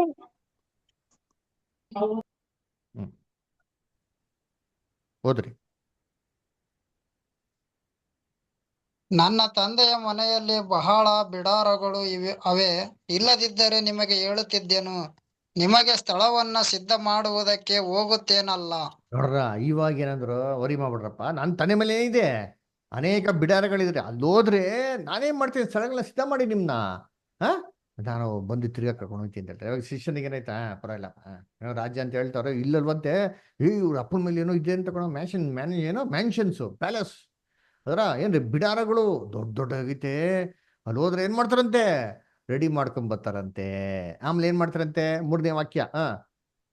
ನಾನು ಹೋಗಿ ನಿಮಗೆ ಸ್ಥಳವನ್ನ ಸಿದ್ಧ ಮಾಡಿದ ಮೇಲೆ ತಿರುಗಿ ಬಂದು ನಿಮ್ಮನ್ನು ಕರಕೊಂಡು ಹೋಗಿ ನನ್ನ ಬಳಿಗೆ ಸೇರಿಸಿಕೊಳ್ಳುವೆನು, ಯಾಕೆಂದರೆ ನಾನಿರುವ ಸ್ಥಳದಲ್ಲಿ ನೀವು ಸಹ ಇರಬೇಕು. ನೋಡಿ, ಇಲ್ಲಿ ಹೇಳ್ತಾರೆ ನೋಡಿರ್ತೀನಿ, ಸೀಟು ಸಿಂಹಾಸನ ಇಲ್ಲಿ ಐತೆ ನೋಡಿರ್ತೀನಿ, 12 ಸಿಂಹಾಸನ ಎಲ್ಲಿದೆ, ಅಲ್ಲಿ ಹೋಗಿ ರೆಡಿ ಮಾಡ್ಕೊಂಡ್ ಬಂದು ನಿಮ್ನೆಲ್ಲ ಕರ್ಕೊಂಡು ಹೋಗ್ತೀನಿ, ವರಿ ಮಾಡ್ಬಿಡಿ, ನಾನು ಎಲ್ಲಿದ್ದೀನೋ ಅವಾಗ ನನ್ನ ಜೊತೆಗೆ ನೀವು ಇರ್ರಿ ಅಂತ ಹೇಳ್ತಾರೆ. ಇವಾಗ ಶಿಷ್ಯನಿಗೆ ಏನಾಗುತ್ತೆ, ಮೈಂಡ್ ಸ್ವಲ್ಪ ರಿಲ್ಯಾಕ್ಸ್ ಆಗುತ್ತೆ. ಓಕೆ ಸರಿ, ನೀವು ಹೋಗ್ಬಿಟ್ರೆ ಇಲ್ಲಿ ಯಾರು ನಮ್ಗೆ ನೋಡ್ಕೊಡೋದ? ಅದಕ್ಕೇನು ಹೇಳ್ತಾರೆ, ವರಿ ಮಾಡ್ಬಿಟ್ರಿ, ನಾನು ಹೋದ ಮೇಲೆ ತಂದೆ ಬಳಿನ ಏನ್ ಮಾಡ್ತೀನಿ, ಒಬ್ಬ ಸಹಾಯಕನ ಕಳಿಸ್ತೀನಿ ಅಂತ ಹೇಳ್ತಾರೆ. ಇವಾಗ ಹೋದ್ರಿ ವಾಕ್ಯ 14ನೇ ಅಧ್ಯಾಯ 16ರಿಂದ 18. ಅಮೃತ ಅಷ್ಟೇ ಓದಿ. ಆಗ ನಾನು ತಂದೆಯನ್ನು ಕೇಳಿಕೊಳ್ಳುವೆನು, ಆತನು ನಿಮಗೆ ಬೇರೊಬ್ಬ ಸಹಾಯಕ ಸದಾಕಾಲ ಇರುವುದಕ್ಕೆ ಕೊಡುವನು. ಆ ಸಹಾಯಕನು ಯಾರೆಂದರೆ ಸತ್ಯದ ಆತ್ಮನೇ. ಲೋಕವು ಆತನನ್ನು ನೋಡದೆಯೂ ತಿಳಿಯದೆಯೂ ಇರುವುದರಿಂದ ಆತನನ್ನು ಹೊಂದಲಾರದು. ನೀವು ಆತನನ್ನು ಬಲ್ಲಿರಿ, ಹೇಗೆಂದರೆ ನಿಮ್ಮ ಬಳಿಯಲ್ಲಿ ವಾಸ ಮಾಡುತ್ತಾನೆ ಮತ್ತು ನಿಮ್ಮೊಳಗೆ ಇರುವನು. ನಾನು ನಿಮ್ಮನ್ನು ನೋಡ್ರ, ಎಷ್ಟು ದಿನ ಹೇಳ್ತೀನಿ ಅದರ ಯಾರಪ್ಪ ಅದೇನಂತೆ, ನಾನೇ ನಿಮ್ಮಲ್ಲಿ ಬಂದಿರ್ತೀನಿ ಅಂತ ಹೇಳ್ತಾರೆ. ಯೇಸು ಕ್ರಿಸ್ತನೇ ಪವಿತ್ರಾತ್ಮದಲ್ಲಿ ಬಂದ್ಬಿಟ್ಟು ನಮ್ಮಲ್ಲಿ ಏನ್ ಮಾಡ್ತೀನಿ, ನೆಲೆಗೊಂಡದ್ದು ಅಂತ ಹೇಳ್ತಾರೆ. ಹಿಂಗೆ ಹೇಳ್ಬಿಟ್ಟು ಶಿಷ್ಯರುಗಳಿಗೆ ಏನ್ ಮಾಡ್ತಾರಪ್ಪ ಅಂದ್ರೆ ಪ್ರೋತ್ಸಾಹ ಪಡಿಸ್ತಾರೆ, ಬಲ ಪಡಿಸ್ತಾರೆ. ಅದಕ್ಕೆ ಹಿಂಗೆ ಹೇಳ್ಕೊತಾ ಬರ್ತಾ ನೆಕ್ಸ್ಟ್ ಏನ್ ಮಾಡ್ತಾರೆ, ಯೋಹಾನ 15ನೇ ಅಂತ ಒಂದು ಮಾತು ಹೇಳ್ತಾರೆ. ಏನ್ ಹೇಳ್ತಾರೆ ಓದಿ ನಿಂತೀನಿ, ಯೋಹಾನ 15:1 ಓದಿ, ಜಮೀಮಷ್ಟು ಓದಿ. ನಾನೇ ನಿಜವಾದ ದ್ರಾಕ್ಷಾ ಬಳ್ಳಿ, ನನ್ನ ತಂದೆ ತೋಟಗಾರನು. ನಾನೇ ನಿಜವಾದ ದ್ರಾಕ್ಷ ಬಳ್ಳಿ ಅಂದ್ರೆ ಏನು? ಯೇಸು ಕ್ರಿಸ್ತ ದ್ರಾಕ್ಷ ಬಳ್ಳಿನ? ಹೇಳ್ರಿ, ಯೇಸು ಕ್ರಿಸ್ತ ದ್ರಾಕ್ಷ ಬಳ್ಳಿನ? ಯೇಸು ಕ್ರಿಸ್ತ ನಿಜವಾದ ದ್ರಾಕ್ಷ ಬಳ್ಳಿನ? ಹೇಳ್ರಿ ಹೋಗ್ಲಿ, ಎಸ್ ಆರ್ ನೋ? ಅಯ್ಯಯ್ಯೋ, ಎಸ್ ಆರ್ ನೋ ಹೇಳ್ರಿ. No brother, no brother, no brother. Yesu Krista yes ಅಂದ್ರೆ ನೀವು ನೋ ಅಂತೀರಾ? ಹಂಗ್ರೆ ಡೈರೆಕ್ಟ್ ಲ್ಯಾಂಗ್ವೇಜಾ? ಯೇಸು ಕ್ರಿಸ್ತ ದ್ರಾಕ್ಷ ಬಳ್ಳಿ ಅಂತ ಹೇಳಿರೋದು ನೇರವಾಗಿರೋ ಭಾಷೆನ, ಆತ್ಮಿಕ ಭಾಷೆನ? ಆತ್ಮಿಕ ಭಾಷೆ ಬ್ರದರ್. ಯೇಸು ಕ್ರಿಸ್ತ ಡೈರೆಕ್ಟ್ ಆಗೇ ಮಾತಾಡಿಲ್ಲ. ಅಂದ್ರೆ ಏನಪ್ಪ ಮೀನಿಂಗ್? ಇದಕ್ಕಿಂತ ಮುಂಚೆ ಮಾತಾಡೋರಲ್ಲ, ನಮ್ಮ ಅಪ್ಪನ ಮನೆಯಲ್ಲಿ ಪ್ಯಾಲೇಸ್ ಇದೆ, ಅದನ್ನೆಲ್ಲ ಕಟ್ಬಿಟ್ಟು ಬಂದು ನಿಮ್ ಕರ್ಕೊಂಡು ಹೋಯ್ತೀನಿ ಅಂದ್ರಲ್ಲ, ನೇರವಾಗಿರೋ ಭಾಷೆನ? ಅದೆಲ್ಲ ಲಿಟ್ರಲ್ ಆಗಿ ಹೇಳಲೇ ಇಲ್ಲ ಯೇಸು ಕ್ರಿಸ್ತು. ಶಿಷ್ಯನ್ರುಗಳು ಬೇಜಾರಾಗಿರೋದ್ರಿಂದ ಅವನ್ನ ಸಮಾಧಾನ ಪಡಿಸೋದಕ್ಕೋಸ್ಕರ ಯೇಸು ಕ್ರಿಸ್ತು ಈ ಮಾತುಗಳನ್ನ ಹೇಳಿದ್ದು ಎಲ್ಲಿ ಕೊಟ್ಟೈತೆ? ಬೈಬಲಲ್ಲೇ ಕೊಟ್ಟಿದೆ. ಎಲ್ಲಿ? ಯೋಹಾನ 16ನೇ ಅಧ್ಯಾಯ 25ನೇ ವಾಕ್ಯ ಓದ್ರಿ. ನಮ್ ಕನ್ವರ್ಸೇಷನ್ ಎಲ್ಲ ಶುರು ಆಯ್ತು. ಚೆನ್ನಾಗಿ ಕ್ಲಾಸ್ ಚೆನ್ನಾಗಿ ಗಮನ ಇಟ್ಕೊಳ್ಳಿ. ಯೋಹಾನ 13ನೇ ಅಧ್ಯಾಯದಲ್ಲಿ ಆರಂಭ ಆಗಿರೋಂಥ ಮಾತುಗಳು ಎಂಡ್ ಆಗಿದ್ದೆಲ್ಲಪ್ಪ ಅಂದ್ರೆ ಯೋಹಾನ 16:25 ಹೇಳ್ತಾರೆ ನೋಡಿ. ಓದಿದ್ದೀನಿ. ಜಾನ್ 16:25 ಓದಿ. ಈ ಸಂಗತಿಗಳನ್ನು ಗೂಢಾರ್ಥವಾಗಿ ನಿಮಗೆ ಹೇಳಿದ್ದೇನೆ, ಆದರೆ ಇನ್ನು ಮೇಲೆ ಸಾಮ್ಯರೂಪವಾಗಿ ನಿಮ್ಮ ಸಂಗಡ ಮಾತನಾಡದೆ ತಂದೆಯ ವಿಷಯದಲ್ಲಿ ಸ್ಪಷ್ಟವಾಗಿ ತಿಳಿಸುವ ಕಾಲ ಬರುತ್ತದೆ. ಕಾಲ ಬರ್ತದೆ, ಇನ್ನ ಬಂದಿಲ್ಲ. ಹಂಗಾರೆ ಇದುವರೆಗೂ ಮಾತಾಡೋದು ಹೆಂಗೆ? ಯಾವ ಭಾಷೆಯಲ್ಲಿ ಯಾವ ತರ ಮಾತಾಡಿದಾರೆ? ಭವಿಷ್ಯತ್ ಕಾಲ. ಗುಡಾರ್ಥವಾಗಿ ಈ ಸಂಗತಿಗಳನ್ನು ಗುಡಾರ್ಥವಾಗಿ ನಿಮಗೆ ಹೇಳಿದ್ದೇನೆ. ಹಾಗಾದ್ರೆ ಯೇಸು ಕ್ರಿಸ್ತು ಮಾತಾಡೋದೆಲ್ಲ ಗುಡಾರ್ಥವಾಗಿ ಅಷ್ಟೇ ಹೊರತು ಡೈರೆಕ್ಟ್ ಆಗಿ ಇಲ್ವೇ ಇಲ್ಲ. ಅವ್ರು ಹೇಳ್ತಾ ಇರ್ತೀನಿ, ಇನ್ನು ಮುಂದಕ್ಕೆ ನಾನು ಮಾತಾಡ್ತೀನಿ, ಇವಾಗವ್ರಿಗೂ ಮಾತಾಡಿಲ್ಲ ಅಂತ. ಹಾಗಾದ್ರೆ ಎಲ್ಲ ಮಾತಾಡೋದು ಇನ್ಡೈರೆಕ್ಟ್ ಲ್ಯಾಂಗ್ವೇಜ್. ಹಂಗಂದ್ರೆ ನಾನು ಹೋಗಿ ಸ್ಥಳನ ಸಿದ್ಧ ಮಾಡ್ತೀನಿ, ನಿಮ್ನೆಲ್ಲ ಕರ್ಕೊಂಡು ಹೋಗ್ತೀನಿ, ನಾನೇ ನಿಜವಾದ ದ್ರಾಕ್ಷೆ ಬಳ್ಳಿ ಅಲ್ವರ, ನಾನು ಹೋದ್ರೆ ಒಬ್ಬ ಸಹಾಯಕನ ಕಳಿಸ್ಕೊಡ್ತೀನಿ, ಅವನು ಬಂದು ಇರ್ತಾನೆ, ಅವನೇ ನನ್ನಿಂದ ತಗೊಂಡು ನೋಡಿಸ ಅಂತ ಹೇಳ್ಬೇಕಾರೆ ಇವೆಲ್ಲ ಡೈರೆಕ್ಟ್ ಲ್ಯಾಂಗ್ವೇಜಾ? ಇಲ್ವೇ ಇಲ್ಲ ರೀ. ಅವನು ಕಂಫರ್ಟ್ ಆಗೋದಕ್ಕೆ ಮಾತಾಡಿರೋದ್ರಿ. ಹೆಂಗೆ ಅಂತಂದ್ರೆ ನೋಡಿ, ಯೋಚನೆ ಮಾಡ್ತೀನಿ. ಪುಟಾಣಿ ಮಕ್ಳು ರೀ ಅರ, ಫಸ್ಟ್ ಡೇ ಸ್ಕೂಲ್ಗೆ ಹೋದ್ರೆ ಮಕ್ಳು ಹೆಂಗೆ ಹೋಗ್ತಾರೆ? ಯಾವ ಮಕ್ಳು ತಾನೆ ಸಂತೋಷವಾಗಿ ಖುಷಿಯಿಂದ ಹೋಗ್ಬಿಡ್ತಾರೆ ಸ್ಕೂಲ್ಗೆ? ಅದರ ನಿಮ್ಗೆಲ್ಲ ಅನುಭವ ಆಗಿರ್ಬೇಕು, ಅಪ್ಪ ಅಮ್ಮ ಇದ್ರೆ ಅಲ್ವರ. ಇಲ್ಲ ನಿಮ್ಮ ಅಪ್ಪ ಅಮ್ಮ ಇಲ್ಲಾರ ನೀವು ಚಿಕ್ಕ ಮಕ್ಳನ್ನ ಬಿಟ್ಟಿರ್ಬೇಕು, ನೋಡಿರ್ತೀರ ಅಲ್ವರ. ಏನ್ರಿ ಫಸ್ಟ್ ಟೈಮ್ ಸ್ಕೂಲ್ಗೆ ಬಟ್ಟೆ ಹಾಕ್ಬೇಕಾರೆ ಏನು ಮಾಡ್ತಾರೆ? ಇದು ಯಾಕೆ ನಮ್ಮ ಅಪ್ಪ ಅಮ್ಮ ಡಿಫ್ರೆಂಟಾಗಿ ಬಟ್ಟೆ ಹಾಕ್ತಾರಲ್ಲ ಅಂತ. ಸರಿ ಹಾಕ್ಸು ನೋಡಿ ಏನಂತ ಹೋಗ್ಲಿ ಅಂದ್ಬಿಟ್ಟು ಬ್ಯಾಗ್ ಎಲ್ಲ ಅವ್ರ ಅಪ್ಪ ಅಮ್ಮ ಅವ್ರು ಕೊಡೋದೇ ಇಲ್ಲ, ಎಲ್ಲ ಇವರೇ ಎತ್ಕೊಂಡಿರ್ತಾರೆ. ಬರ ಹೋಗೋಣ ಅಂದ್ಕೊಂಡಿರ್ತೀವಿ. ಇಲ್ಲಿಗೆ ಹೀಗೆ ಬರ ರೌಂಡ್ ಹೋಗೋಣ, ಖುಷಿ ಕೂತ್ಬಿಡ್ತಾರೆ ಗಾಡೀಲಿ. ಸ್ಕೂಲ್ ಹತ್ರ ಹೋದ್ರೆ ಸ್ಕೂಲ್ ಹತ್ರ ಇಳಿಸ್ಬಿಟ್ಟು ಹೊರಡೆ ಬಿಡೋವಾಗ ಏನು ಮಾಡ್ತಾರೆ? ಹಂಗೆ ನೋಡ್ತಾ ಇರ್ತಾರೆ. ಯಾವಾಗ ಇವ್ರ ಕೈಲಿ ಬ್ಯಾಗ್ ಕೊಟ್ಬಿಟ್ಟು ಹೊರಡೆ ಹೋಗು ಅಂತಾರ, ಮಕ್ಳು ಏನು ಮಾಡ್ತಾರೆ? ಬಲ್ಲಿ ನೀನೇನು ಹೋಗ್ತಿದ್ಯಾ? ಎಲ್ಲ ಹೋಗ್ತಿದ್ಯಾ? ಬಾ ನೀನು ಬಾ.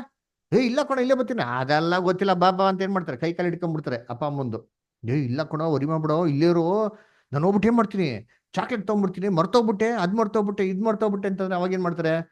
ಸರಿ ಆಯ್ತು ಓಡ್ಬಾ ಅಂತ ಹೇಳ್ತಾರೆ. ಆಮೇಲೆ ಇವರು ಹಂಗೋ ಹಿಂಗೋ ಸ್ವಲ್ಪ ಪಟಾಯಿಸ್ಬಿಟ್ಟು ಕ್ಲಾಸ್ ಬಿಟ್ರೆ ಅಪ್ಪ ಅಮ್ಮ ಏನು ಮಾಡ್ತಾರೆ? ಬಿಟ್ಬಿಡ್ತಾರೆ. ಅಪ್ಪ ಅಮ್ಮನ ಇವ್ರು ಬಿಟ್ಬಿಡ್ತಾರೆ ಮಕ್ಕಳು. ಇಲ್ಲಿ ನಮ್ಮಪ್ಪ ಇಲ್ಲಿ ನಮ್ಮಮ್ಮ ಮಕ್ಕಳು ಅಳ್ಳಕ್ಕೆ ಶುರು ಮಾಡ್ತಾರೆ. ನೋಡಿರ್ತೀನಿ, ಅಯ್ಯೋ ಫಸ್ಟ್ ಡೇ ಕೇಳ್ಬೇಕಾ, ಇಡೀ ಕ್ಲಾಸ್ ರೂಮ್ ಬರೀ ಗೊಳೋ ಅಂತ ಅಳ್ಳದೆ.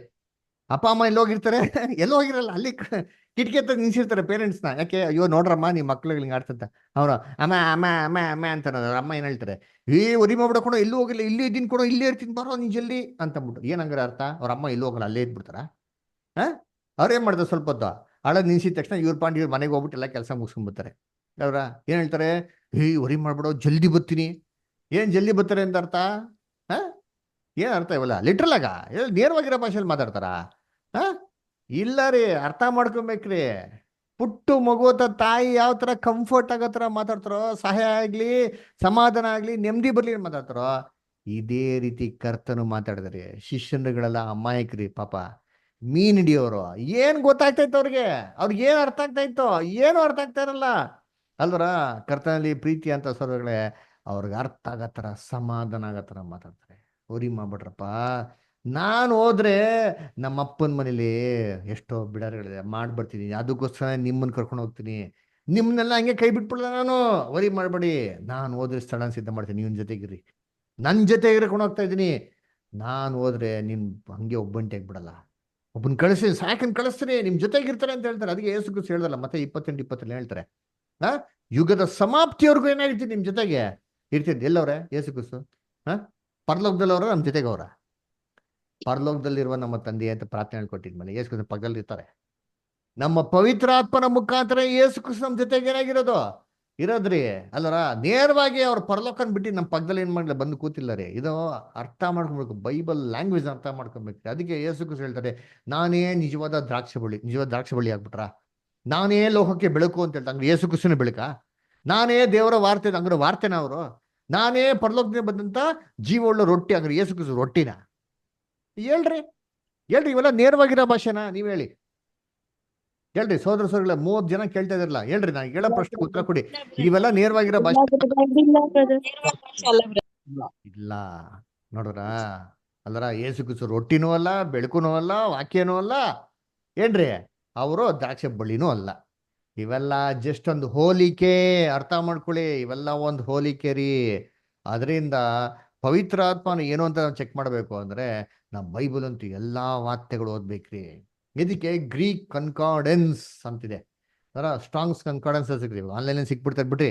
ತೆಗೆದು ನೋಡ್ರೆ ಅಲ್ಲಿ ಹೀಬ್ರೂ ಅಲ್ಲಿ ಬರೋಂಥ ವಾರ್ತೆ ರುವಾ ಅಂತ ಬರ್ತಾರೆ. ಅದಕ್ಕೆ ಇಂಗ್ಲಿಷಲ್ಲಿ ಸ್ಪಿರಿಟ್ ಅಂತ ಹಾಕಿದ್ದಾರೆ. ಇದರ್ಥ ಏನಪ್ಪಾ ಅಂದ್ರೆ ಶ್ವಾಸ, ಅದರ ಏನು ಜೀವವುಳ್ಳ ಶ್ವಾಸ ಅಥವಾ ಕಣ್ಣು ಕಾಣಿಸಿದಂತ ಅದ್ಭುತವಾದಂತ ಶಕ್ತಿ ಅಂತಂದ್ಬಿಟ್ಟು ಈ ಪದದ ಅರ್ಥ. ಇದಕ್ಕೆ ಗ್ರೀಕಲ್ಲಿ ಬರೋಂಥ ವಾರ್ತೆ ನ್ಯೂಮಾ ಅಂತನ್ಬಿಟ್ಟು. ಅದರ ನ್ಯೂಮಾ ಅಂತಂದ್ರೆ ಏನ್ರಿ ಬಲ, ಶಕ್ತಿ, ಜೀವ ಕೊಡುವಂಥದ್ದು, ಕಣ್ಣು ಕಾಣಿಸ್ತಾ ಇರೋಂಥದ್ದು ಅಂತನ್ಬಿಟ್ರಿ. ಇದು ನಮ್ಮ ಇಡೀ ಸತ್ಯವೇದದಲ್ಲಿ 137 ಸತಿ ಬರ್ತದ್ರಿ. ಏನ್ರಿ ಇಡೀ ಬೈಬಲಲ್ಲಿ 137 ಟೈಮ್ಸ್ ಬರೋದು. ಇದು 4 ವಿಧವಾದಂಥ ರೀತಿಯಲ್ಲಿ ನಮ್ಗೆ ಏನ್ ಮಾಡಿದ್ದಾರೆ, ಟ್ರಾನ್ಸ್ಲೇಷನ್ಸ್ ಮಾಡಿದ್ದಾರೆ. ಅಲ್ರ ಕೆಲವೊಂದು ಜಾಗದಲ್ಲಿ ಗಾಳಿ, ಉಸಿರು, ಮನಸ್ಸು, ನಮ್ಮ ಮನಸ್ಸಿನ ಯೋಚನೆಗಳು, ಇದಕ್ಕೆಲ್ಲದಕ್ಕೆ ಏನ್ ಮಾಡ್ತಾರೆ, ಕಂಪೇರ್ ಮಾಡ್ತಾರೆ. ಅಲ್ರ ಕೆಲವೊಂದು ವಾರ್ತೆಗಳನ್ನ ನಾವು ಏನ್ ಮಾಡೋಣ ಓದೋಣ. ಎಲ್ಲ ದಯವಿಟ್ಟು ಗಮನ ಇಟ್ಟು ನಿಮ್ಮ ಬೈಬಲ್ಗಳನ್ನ ತೆಗೆದು ನೀವು ಗಮನಿಸ್ಬೇಕಾಗಿರುತ್ತೆ. ವೆರಿ ಇಂಪಾರ್ಟೆಂಟ್ ಇದು. ಅದರ ವಾಕ್ಯ ಓದೋಣ. ಯೋಹಾನ 4:24 ಓದ್ರಿ. ದೇವರು ಆತ್ಮ ಸ್ವರೂಪನು, ಆತನನ್ನು ಆರಾಧಿಸುವವರು ಆತ್ಮೀಯ ರೀತಿಯಲ್ಲಿ ಸತ್ಯಕ್ಕೆ ತಕ್ಕಂತೆ ಆರಾಧಿಸಬೇಕು ಅಂದನು. ದೇವರು ಆತ್ಮ ಸ್ವರೂಪನು ಅಂತ ಹೇಳ್ತಾರೆ. ಅವನ ಆರಾಧಿಸೋರು ಆತ್ಮಿಕ ರೀತಿಯಲ್ಲಿ ಸತ್ಯ ತಕ್ಕಾಗ ಆರಾಧಿಸ್ಬೇಕು ಅಂತ ಹೇಳ್ತಾರೆ. ಆತ್ಮ ಸ್ವರೂಪನು ಏನು? ಆತ್ಮ ಸ್ವರೂಪನು ದೇವರು ಕಣ್ಣು ಕಾಣಿಸಲ್ಲ. ದೇವ್ರ ಕಣ್ಣು ಕಾಣಿಸ್ತಾರ? ನಮ್ ದೇವ್ರ ಕಣ್ಣು ಕಾಣಿಸ್ತಾರ? ಇಲ್ಲ. ಮೋಸಸ್ ಕೇಳ್ತಾನೆ, ಅದ್ರ ದೇವ್ರೆ ನೀನ್ ನನ್ ಕಳ್ಸ್ಕೊಟ್ಟಿದ್ಯಾ ಅಂತ ಹೇಳ್ತಾರಲ್ಲ, ಇವನ್ ನಿನ್ನ ಹೆಸರು ಏನ್ ಹೇಳಿ ದೇವ್ರೆ ಹೇಳು ಅಂತ ಹೇಳ್ತಾರೆ. ಜನಗಳು ಕೇಳ್ತಾರಲ್ಲ, ಯಾವ ದೇವರಪ್ಪ ನಿಂಗೆ ಕಳ್ಸ್ಕೊಟ್ರು ಅಂತ ಹೇಳ್ತಾರ. ನಾನು ಏನ್ ಹೇಳಿ ದೇವ್ರೆ ಅಂತ ಕೇಳ್ತಾರೆ.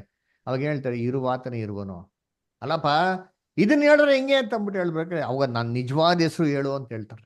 ಅಲ್ರ ಹಂಗಂದ್ರೆ ಏನಪ್ಪಾ ಅಂದ್ರೆ ನಮ್ಮ ದೇವರು ಅದೃಶ್ಯನಾಗಿರೋ ದೇವರು, ಸರ್ವಶಕ್ತನಾಗಿರೋ ದೇವರು. ಅದಕ್ಕೆ ಹೇಳೋದ್ರೆ ಹೇಳ್ತಾರೆ ಅಂದ್ರೆ ಏನು, ದೇವರು ಆತ್ಮ ಸ್ವರೂಪರು ಅಂದ್ರೆ ದೇವ್ರ ಕಣ್ಣು ಕಾಣಿಸಲ್ಲ ರೀ. ಅದಕ್ಕೆ ಫಾರೋಕ್ ಹೇಳ್ತಾನೆ, ಯಾರು ನಿನ್ ದೇವ್ರು, ಯಾರಪ್ಪ ನಿನ್ ದೇವ್ರು, ನನ್ಗೋದ್ಗೆ ಏನ್ ಸಂಬಂಧ ಅಂತ. ಯಾಕಂದ್ರೆ ಇಸ್ರೇಲಿನ ದೇವರು ಕಣ್ಣಿಗೇನಾಗಲ್ಲ, ಕಾಣಿಸಲ್ಲ. ಇಸ್ರೇಲಿನ ದೇವರು ತೂಗೊಡ್ಸಿದಿಲ್ಲ. ಬೈಬಲ್ ಇದೆಯಾ ಇಲ್ಲೋ? ದೇವ್ರ ಕಣ್ಣು ಕಾಣಿಸ್ತಾರ ಅಂದ್ರೆ ಇಲ್ವೇ ಇಲ್ಲ ರೀ. ಅದಕ್ಕೆ ನೋಡ್ಬೇಕ್ರೆ ದೇವರು ಆತ್ಮ ಸ್ವರೂಪನು. ಹಂಗಂದ್ಬಿಟ್ಟು ದೇವರೇ ಇಲ್ಲ ಅಂತ ಹೇಳಕ್ಕಾಗದ? ನೋ, ದೇವ್ರಿದ್ದಾರೆ, ನಮ್ಮ ಕಣ್ಣು ಕಾಣಿಸಲ್ಲ, ಆದ್ರೆ ಆತನ ಅದ್ಭುತವಂತ ಶಕ್ತಿ ಎಲ್ಲ ಕಡೆ ಇದೆ. ಅದ್ರ ಎಲ್ಲ ಬ್ರಹ್ಮಾಂಡವನ್ನೇ ನಡೆಸ್ತಾರೆ ಯಾರು? ದೇವರು. ನಮ್ಮ ಕಣ್ಣಿಗೆ ಕಾಣಿಸಲ್ಲ, ಆದ್ರೂ ಕೂಡ ಹೆಂಗಿದ್ದಾರೆ, ಶಕ್ತಿಶಾಲಿಯಾಗಿದ್ದಾರೆ. ಅದ್ರ ಇದೇ ಏನ್ರಿ ಆ ಸ್ಪಿರಿಟ್ ಅಂತ ಪದದ ಅರ್ಥ. ಕಣ್ಣು ಕಾಣಿಸಿದಂತ ಅದ್ಭುತವಂತ ಶಕ್ತಿ. ಅದರ ಇನ್ನೊಂದು ವಾಕ್ಯ ಹೋದನ, ಯೋಹಾನ 6:63, ಜಾನ್ 6:63 ಓದಿ. ಬದುಕಿಸುವಂತದ್ದು ಆತ್ಮವೇ, ಮಾಂಸವು ಯಾವುದಕ್ಕೂ ಬರುವುದಿಲ್ಲ.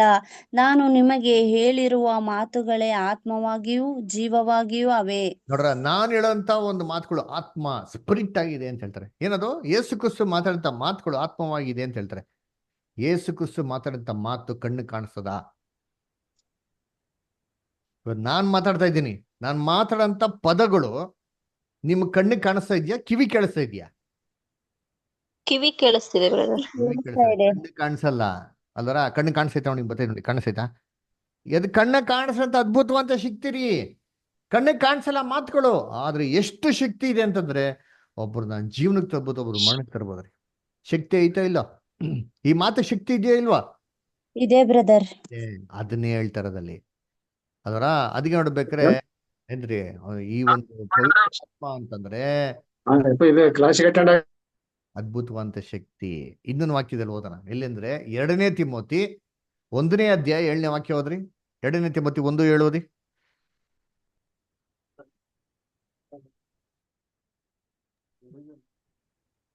ದೇವರು ನಮಗೆ ಕೊಟ್ಟಿರುವ ಆತ್ಮವು ಬಲ, ಪ್ರೀತಿ, ಶಿಕ್ಷಣಗಳ ಆತ್ಮವೇ ಹೊರತು ಹೇಡಿತನದ ಆತ್ಮವಲ್ಲ. ಕ್ಲೀನ್ ಕೊಟ್ಟಿದ್ದಾರೆ. ದೇವರು ನಮ್ಗೆ ಕೊಟ್ಟಂತ ಆತ್ಮ ಎಂತ ಆತ್ಮ ಅಂತೆ? ಬಲ, ಶಕ್ತಿ, ಪ್ರೀತಿಯ ಆತ್ಮ. ಅಂಡರ್ಲೈನ್ ಮಕ್ಕಳು, ಪವಿತ್ರ ಆತ್ಮನ ಏನು ಅಂತ ಹೇಳಿ ಕೊಟ್ಟ definition. It is a spirit of power and love and energy, not A spirit of fear. ಅಲ್ವರ? ಇದು ಕಣ್ಣು ಕಾಣಂತ ಅದ್ಭುತವಂತ ಶಕ್ತಿ ರೀ. ಕಣ್ಣು ಕಾಣಿಸ್ತದ? ಬಲ ನಮ್ಮ ಕಣ್ಣು ಕಾಣಿಸ್ತದ? ಪ್ರೀತಿ ನಮ್ಮ ಕಣ್ಣು ಕಾಣಿಸ್ತದ? ಶಕ್ತಿ ನಮ್ಮ ಕಣ್ಣು ಕಾಣಿಸ್ತದ? ಇದ್ಯಾವುದು ಕಣ್ಣು ಕಾಣಿಸಲ್ಲ ರೀ, ಆದ್ರೆ ಇದು ಎಲ್ಲದಕ್ಕೂ ಪವರ್ ಇದೆ, ಶಕ್ತಿ ಇದೆ. ಕಣ್ಣು ಕಾಣಿಸ ಅದ್ಭುತವಾದ ಶಕ್ತಿ. ಇನ್ನೊಂದು ವಾಕ್ಯವಾದ ನೋಡ್ತೀನಿ, ಅಪೊಸ್ತಲ ಕೃತ್ಯಗಳು 19:21 ರೀ. ಅಪೊಸ್ತಲ ಕೃತ್ಯಗಳು 19:21. ಈ ಸಂಗತಿಗಳು ಆದ ಮೇಲೆ ಪೌಲನು ತಾನು ಮಕೆದೋನ್ಯದಲ್ಲಿಯೂ ಅಖಿಲದಲ್ಲಿಯೂ ಸಂಚಾರ ಮಾಡಿ ಯೆರೂಸಲೇಮಿಗೆ ಹೋಗಬೇಕೆಂದು ಮನಸ್ಸಿನಲ್ಲಿ ಉದ್ದೇಶಿಸಿ ಅಲ್ಲಿಗೆ ಹೋದ ಮೇಲೆ ರೋಮಾಪುರವನ್ನು ಸಹ ನೋಡಬೇಕೆಂದು ಹೇಳಿದನು. ಅಲ್ವರ ಏನಂತೆ, ಎಲ್ಲಿಗೂ ಹೋಗ್ಬೇಕು ಅಂತ ನಿರ್ಧಾರ ಮಾಡಿಸ್ಕೊಂಡ. ಎಲ್ಲಿ ನಿರ್ಧಾರ ಮಾಡ್ಕೊಂಡ? ವಾಕ್ಯದಲ್ಲಿ ಗಮನಿಸಿದ್ರ? ಎಲ್ಲಿ ನಿರ್ಧಾರ ಮಾಡಿದಾರ? ಮನಸ್ಸಿನಲ್ಲಿ ಅಲ್ವರ. ಇದೇ ಇಂಗ್ಲಿಷಲ್ಲಿ ಓದಿದ್ರೆ ನೋಡಿ ಏನ್ ಬರ್ತಾರೆ, ಇಂಗ್ಲಿಷಲ್ಲಿ ಓದೋಣ. Acts 19:21. After these things were ended, Paul purposed in the spirit when he had passed. ನೋಡ್ರ, ಪೌಲ್ ಪರ್ಪಸ್ಡ್ ಇನ್ ಸ್ಪಿರಿಟ್ ಅಂತ ಬಂತು. ಈ ಸ್ಪಿರಿಟ್ ನ ಕನ್ನಡದಲ್ಲಿ ಮನಸ್ಸು ಅಂತ ಹಾಕಿದರೆ. ಮನಸ್ಸು, ಒಬ್ಬ ಮನಸ್ಸು ಕಣ್ಣು ಕಾಣಿಸ್ತದ ಹೇಳ್ರಿ? ಒಬ್ಬ ಮನುಷ್ಯನ ಮನಸ್ಸು ಕಣ್ಣಿಗೆ ಕಾಣಿಸ್ತದ? ಇಲ್ಲ ಬ್ರದರ್. ಇಲ್ಲ. ಅಲ್ಲಪ್ಪ, 29 ಜನದಲ್ಲಿ ಒಬ್ಬರೇ ಉತ್ತರ ಕೊಡ್ತಾರಲ್ಲ, ಮಿಗ್ದವ್ರಲ್ಲಿ ಏನು ಇಲ್ಲ. ಮೊಬೈಲ್ ಇಟ್ಬಿಟ್ಟು ಏನು ನೋಡ್ತಿದ್ರೆ, ಕ್ರಿಕೆಟ್ ಮ್ಯಾಚ್ ನೋಡ್ತಿದ್ದೀರಾ? ಹೇಳ್ರಿ, ಮನಸ್ಸು ಕಣ್ಣಿಗೆ ಕಾಣಿಸ್ತದ ಇಲ್ವಾ? ಇಲ್ಲ ಬ್ರದರ್. ಅದೊಂದು ಇಲ್ಲ ಫೀಲ್. ಬ್ರದರ್. ಇಲ್ಲ ಬ್ರದರ್. ಶಕ್ತಿ ಇದೆ, ಅದ್ಭುತವಾದಂತ ಶಕ್ತಿ ಇದೆ ರೀ. ಇದನ್ನ ಯಾರು ಕಣ್ಣಿಟ್ಕೊಳಕ್ಕೆ ಸಾಧ್ಯ ಇಲ್ಲ, ಕಣ್ಣಲ್ಲಿ ನೋಡಕ್ಕೆ ಸಾಧ್ಯ ಇಲ್ಲ. ಇದನ್ನೇ ಕಂಪ್ಯಾರಿಸನ್ ಹೇಳೋದು ಅಲ್ವರ. ಅದಕ್ಕೆ ಕರ್ತನಲ್ಲಿ ಪ್ರೀತಿ ಅಂತ ಸೋದರ ಸೋದರಿಗಳೇ, ಎಷ್ಟೋ ವಾಕ್ಯಗಳಿದಾರೆ, ಅದರ ಭಯಂಕರ ವಾಕ್ಯಗಳಿದಾರೆ ಅದರ. ಅದಕ್ಕೆ ನೀವೆಲ್ಲ ಬರ್ಕೊಬೋದು. ಏಷಯ 7ನೇ ಅಧ್ಯಾಯ 2ನೇ ವಾಕ್ಯ, ವಿಮೋಚನಾ ಕಾಂಡ 15 ಓದ ನೋಡಿ. ಕೆಲವು ವಾಕ್ಯಗಳು ಓದನಂತೆ, ಜಲಲ್ಲಿ ಓದ್ರಿ, ಯಾರೋ ತೆಗ್ರಿ. ಏಷಯ 7:2 ಓದಿ.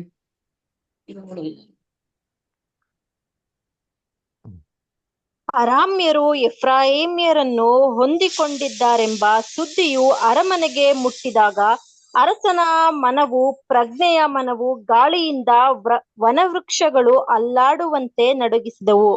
ಮನಸ್ಸು ಅಂತ ಹೇಳ್ತಾ ಗೊತ್ತಾ, ಇಲ್ಲೂ ಮನಸ್ಸು ಅಂತ ಬರ್ದಿರೋದು ಸೇಮ್ ಗ್ರೀಕ್ ವಾರ್ತೆ, ಹೀಬ್ರೂ ವಾರ್ತೆಯಿಂದಾನೆ ಬರ್ದಿರೋದು ಅಲ್ವರ. ಅದಕ್ಕೆ ನೋಡ್ರಿ, ಇನ್ನೊಂದು ವಾಕ್ಯ ಓದೋಣ ಏನ್ರಿ. ಕೆಲವೊಂದು ವಾಕ್ಯಗಳು ಮಾತ್ರ ಓದೋಣ. ವಿಮೋಚನಾ ಕಾಂಡ 15:8 ಓದ್ರಿ.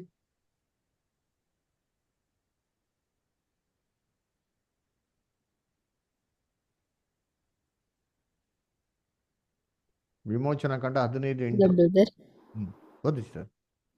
ನೀನು ಸಿಟ್ಟಿನಿಂದ ಮುಸುರುಗರೆದಾಗ ಸಮುದ್ರದ ನೀರು ಒಡ್ಡಿನಂತಾಯಿತು, ಪ್ರವಾಹವು ಗೋಡೆಯೋಪಾದಿಯಲ್ಲಿ ನಿಂತುಕೊಂಡಿತು, ಸಾಗರ ಗರ್ಭದೊಳಗೆ ಜಲವು ಗಟ್ಟಿಯಾಯಿತು. ನೋಡ್ದಾ, ಇದು ದೇವರು ಕೆಂಪು ಸಮುದ್ರ ವಿಭಾಗಿಸೋ ಬಗ್ಗೆ ಹೇಳಂತೆ. ದೇವರು ನಿಟ್ಟುಸಿರಿಂದ ಉಸಿರು ಬಿಟ್ರಂತೆ, ಉಫ್ ಅಂದ್ರಂತೆ, ನೀರೈತೆ ಗೋಡೆ ಗಟ್ಟಿಯಾಗಿ ನಿಂತ್ಕೊಂಡ್ಬಿಟ್ಟು. ಇದು ಕಣ್ಣಿಗೆ ಕಾಣಿಸಂತ ಅದ್ಭುತವಂತ ಶಕ್ತಿ ಅಲ್ವರ. ಅದೇ ತರ ಇನ್ನೊಂದು ವಾಕ್ಯ ಓದಾನ ಇಲ್ಲಿ, ಇಬ್ರಿಯರು 1:14 ಓದ್ರಿ. ಇಬ್ರಿಯರು 1:14 ಓದಿ.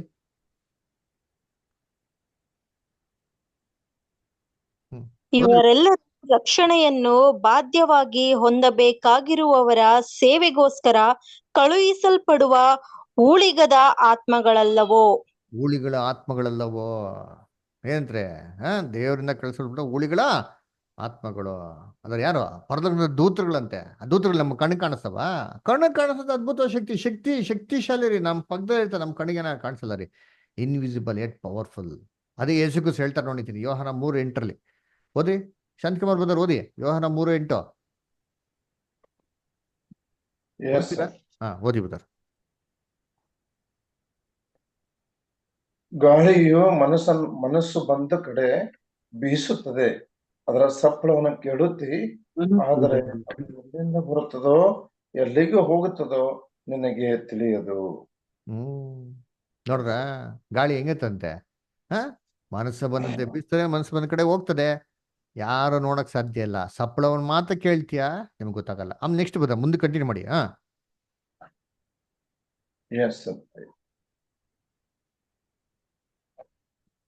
ಸರ್ 9 ಆತ್ಮದಿಂದ ಹುಟ್ಟಿದವರೆಲ್ಲರೂ ಅದರಂತೆ ನೋಡ್ರ, ಆತ್ಮದಿಂದ ಹುಟ್ಟಿದವರೆಲ್ಲ ಹೆಂಗಿರ್ತಾರೆ, ಕಣ್ಣಿಗೆ ಕಾಣಿಸಲ್ಲ, ಇನ್ವಿಸಿಬಲ್ ಎಟ್ ಪವರ್ಫುಲ್. ಅದಕ್ಕೆ ನೋಡ್ಬೇಕಾರೆ ಎಲಿಯಾ ಮತ್ತೆ ಎಲೀಷನ ಕತೆ ಕೇಳಿದ್ರಾ?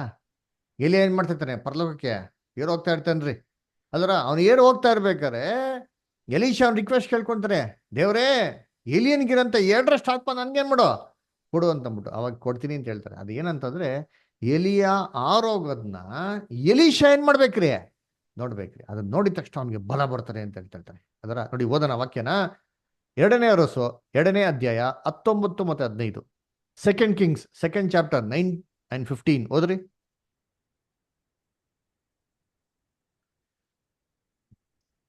ಬೈಬಲ್ ವಾಕ್ಯಗಳನ್ನ ಸ್ವಲ್ಪ ಜಲ್ದಿ ತೆಗೆದು ಓದ್ಬೇಕು, ತುಂಬಾ ಇದೆ ಹೇಳೋದಿಕ್ಕೆ. ಅವರು ಆಚೆ ದಡಕ್ಕೆ ಸೇರಿದ ಮೇಲೆ ಎಲೀಯನು ಎಲೀಷನನ್ನು, ನಿನ್ನನ್ನು ಬಿಟ್ಟು ಹೋಗುವ ಮೊದಲು ನಾನು ನಿನಗೋಸ್ಕರ ಏನು ಮಾಡಬೇಕೆನ್ನುತ್ತಿ ಹೇಳು ಎಂದು ಕೇಳಿದನು.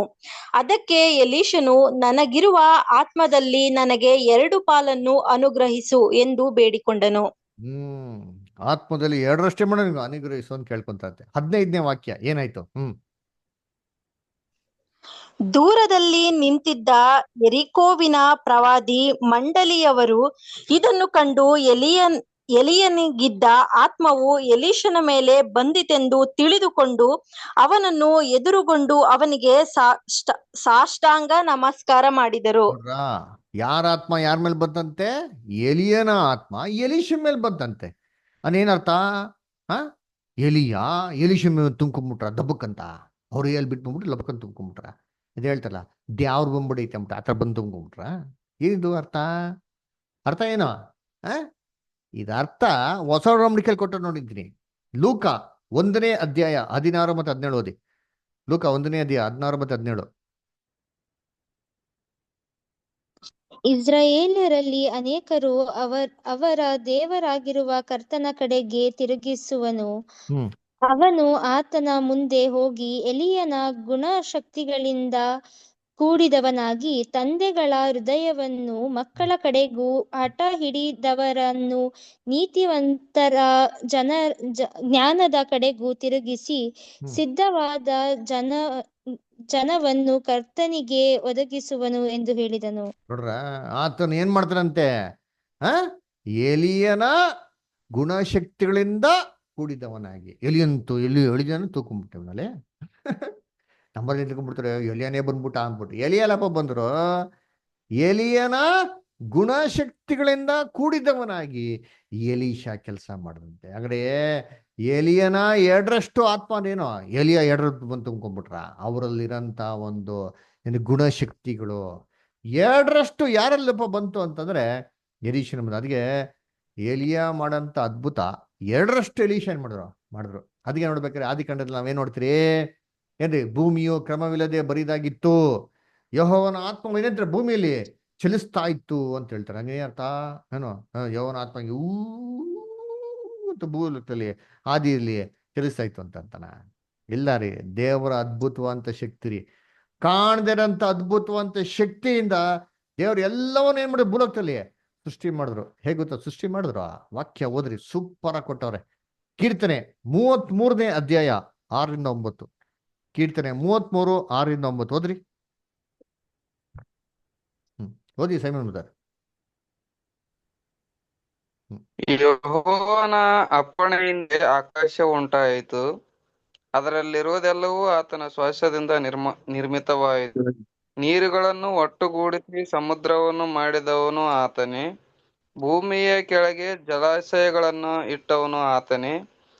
ಭೂಲೋಕದವರೆಲ್ಲರೂ ಯೆಹೋವನಿಗೆ ಭಯಪಡಿ ಭೂಮಿಯಲ್ಲಿ ಆತನನ್ನು ಸಮಸ್ತವು ಆತನು ಆಜ್ಞಾಪಿಸುತ್ತಲೇ ಸರ್ವವು ಸ್ಥಾಪನೆಯಾಯಿತು. ನೋಡ್ರಿ ಎಷ್ಟು ಕ್ಲೀನ್ ಆಗಿ ಕೊಟ್ರಂತೆ. ಯೆಹೋವನ ಅಪ್ಪಣಿಂದಲೇ ಆಕಾಶವು ಉಂಟಾಯಿತು. ಅಲ್ಲರ ಆತನ ನುಡಿದ ಮಾತ್ರಕ್ಕೆ ಸಮಸ್ತವು ಏನಾಯ್ತು? ಉಂಟಾಯಿತು. ಆತನ ಆಜ್ಞಾಪಿಸುತ್ತಲೇ ಸರ್ವವು ಸ್ಥಾಪನೆ ಆಯ್ತು. ಹೆಂಗೆ? ಅವರೇ ಬಂದು ಎಲ್ಲ ಮಾಡಿದ್ರ? ದೇವ್ರು ನುಡ್ದಿದ್ ಮಾತ್ರಕ್ಕೆ ರೀ ಆಯ್ತು ರೀ. ಅದು ದಟ್ ಈಸ್ ಪವರ್ ರೀ ಅಲ್ವರ. ಕರ್ತನಲ್ಲಿ ಪ್ರೀತಿಗಳೇ, ದೊಡ್ಡ ಆರ್ಕಿಟೆಕ್ಟ್ರು ಬುರ್ಜ್ ಖಲೀಫಾ ಕಟ್ಟ ನೋಡಿರ್ತೀನಿ ಅದರ. ಬುರ್ಜ್ ಖಲೀಫಾ ಯಾರಪ್ಪ ಕಟ್ರು ಅಂತ ಕೇಳಿದ್ರೆ ಹೇಳ್ತಾರ ಸೋ ಆರ್ಕಿಟೆಕ್ಟ್ ಅಂತ ಹೇಳ್ತಾರೆ ಅಲ್ವರ. ಆಕ್ಚುಲಿ ಬುರ್ಜ್ ಖಲೀಫಾ ಆರ್ಕಿಟೆಕ್ಟ್ ಕಟ್ಟಿರ್ತಾನೆ. ಆರ್ಕಿಟೆಕ್ಟ್ ಒಂದು ಕಲ್ಲು ಕೂಡ ಎತ್ತಿಟ್ಟಿರಲ್ಲ ರೀ ಅದರ, ಒಂದು ಸಿಮೆಂಟ್ ಕೂಡ ಹಾಕಿರಲ್ಲ. ಮಾಡಿದ್ರೆಲ್ಲ ಯಾರೋ ಲೇಬರರ್ಸ್. ಅದ್ರ ಲೇಬರರ್ಸ್ಗೆ ಹೆಸರು ಬರ್ತದ? ಇಲ್ಲ ರೀ, ಯಾರು ಬರೋದ? ಮೇನ್ ಆರ್ಕಿಟೆಕ್ಟ್ಗೆ ಹೆಸರು ಬರೋದು. ಅದೇ ತರ ದೇವರು ತನ್ನ ಪವಿತ್ರಾತ್ಮ ಶಕ್ತಿ ಉಪಯೋಗಿಸ್ಕೊಂಡು ಎಲ್ಲ ಕೆಲಸ ಏನ್ರಿ ಮಾಡೋರೆ ಎಲ್ಲರ ಇದೇ ಪವಿತ್ರಾತ್ಮ ಕಣ್ಣು ಕಾಣಿಸ ಅದ್ಭುತವಂತ ಶಕ್ತಿ. ಇದೇ ಪವಿತ್ರ ಆತ್ಮನ ದೇವ್ರು ಆದಾಮ್ಗೆ ಏನ್ ಮಾಡಿದ್ರು? ಕೊಟ್ರು. ದೇಹ ಇತ್ತು, ಕಣ್ಣಿತ್ತು, ಕೈ ಇತ್ತು, ಕಾಲಿತ್ತು, ಎಲ್ಲಂಗಳಿತ್ತು, ಯಾವ ಕೆಲಸ ಮಾಡ್ತಾ ಇರಲಿಲ್ಲ. ದೇವ್ರು ಅದಕ್ಕೆ ಏನ್ ಮಾಡಿದ್ರು? ಜೀವಶ್ವಾಸವನ್ನು ಕೊಟ್ರು. ಯಾವಾಗ ಜೀವಶ್ವಾಸವನ್ನು ಕೊಟ್ರು, ಮನುಷ್ಯ ಬದುಕುವಂತ ಆತ್ಮನಾದನು. ಅಲ್ರ ಮನುಷ್ಯನ್ಗೆ ಜೀವ ಕೊಡುವಂತ ಶಕ್ತಿ ಯಾವ್ದಪ್ಪ ಬಂತು ಅಂತಂದ್ರೆ ಏನ್ರಿ? ದೇವರ ಪವಿತ್ರ ಆತ್ಮದಿಂದ. ಅದರ ಇದೇ ಮನುಷ್ಯನ್ಗೆ ದಯಪಾಲಿಸಿದ್ರು. ಅದಕ್ಕೆ ಏನ್ರಿ? ಮನುಷ್ಯಗೆ ಜೀವಶ್ವಾಸವನ್ನು ಕೊಟ್ರು. ಇದೇ ಪವಿತ್ರ ಆತ್ಮನ ಬೆಜಲಲ್ಗೆ ಏನ್ ಮಾಡೋದು? ಕೊಟ್ರು. ಏನ್ ಕಟ್ಟೋದಿಕ್ಕೆ? ಆಲಯನ ಕಟ್ಟೋದಿಕ್ಕೆ. ಅಲ್ರ ದೇವರ ಗುಡಾರಂತ ಎಲ್ಲಾ ಕೆಲಸಗಳನ್ನ ಮಾಡಕ್ಕೆ ಮಾಡೋದು ದೇವ್ರಿಗೆ ಅದ್ಭುತ ಶಕ್ತಿ ಕೊಟ್ರು. ಅಲ್ವರ ಓದಿಂತೀನಿ ವಿಮೋಚನ ಕಂಡ 31ನೇ ಅಧ್ಯಾಯ 2-5. ವಿಮೋಚನ ಕಂಡ 31, 2-5.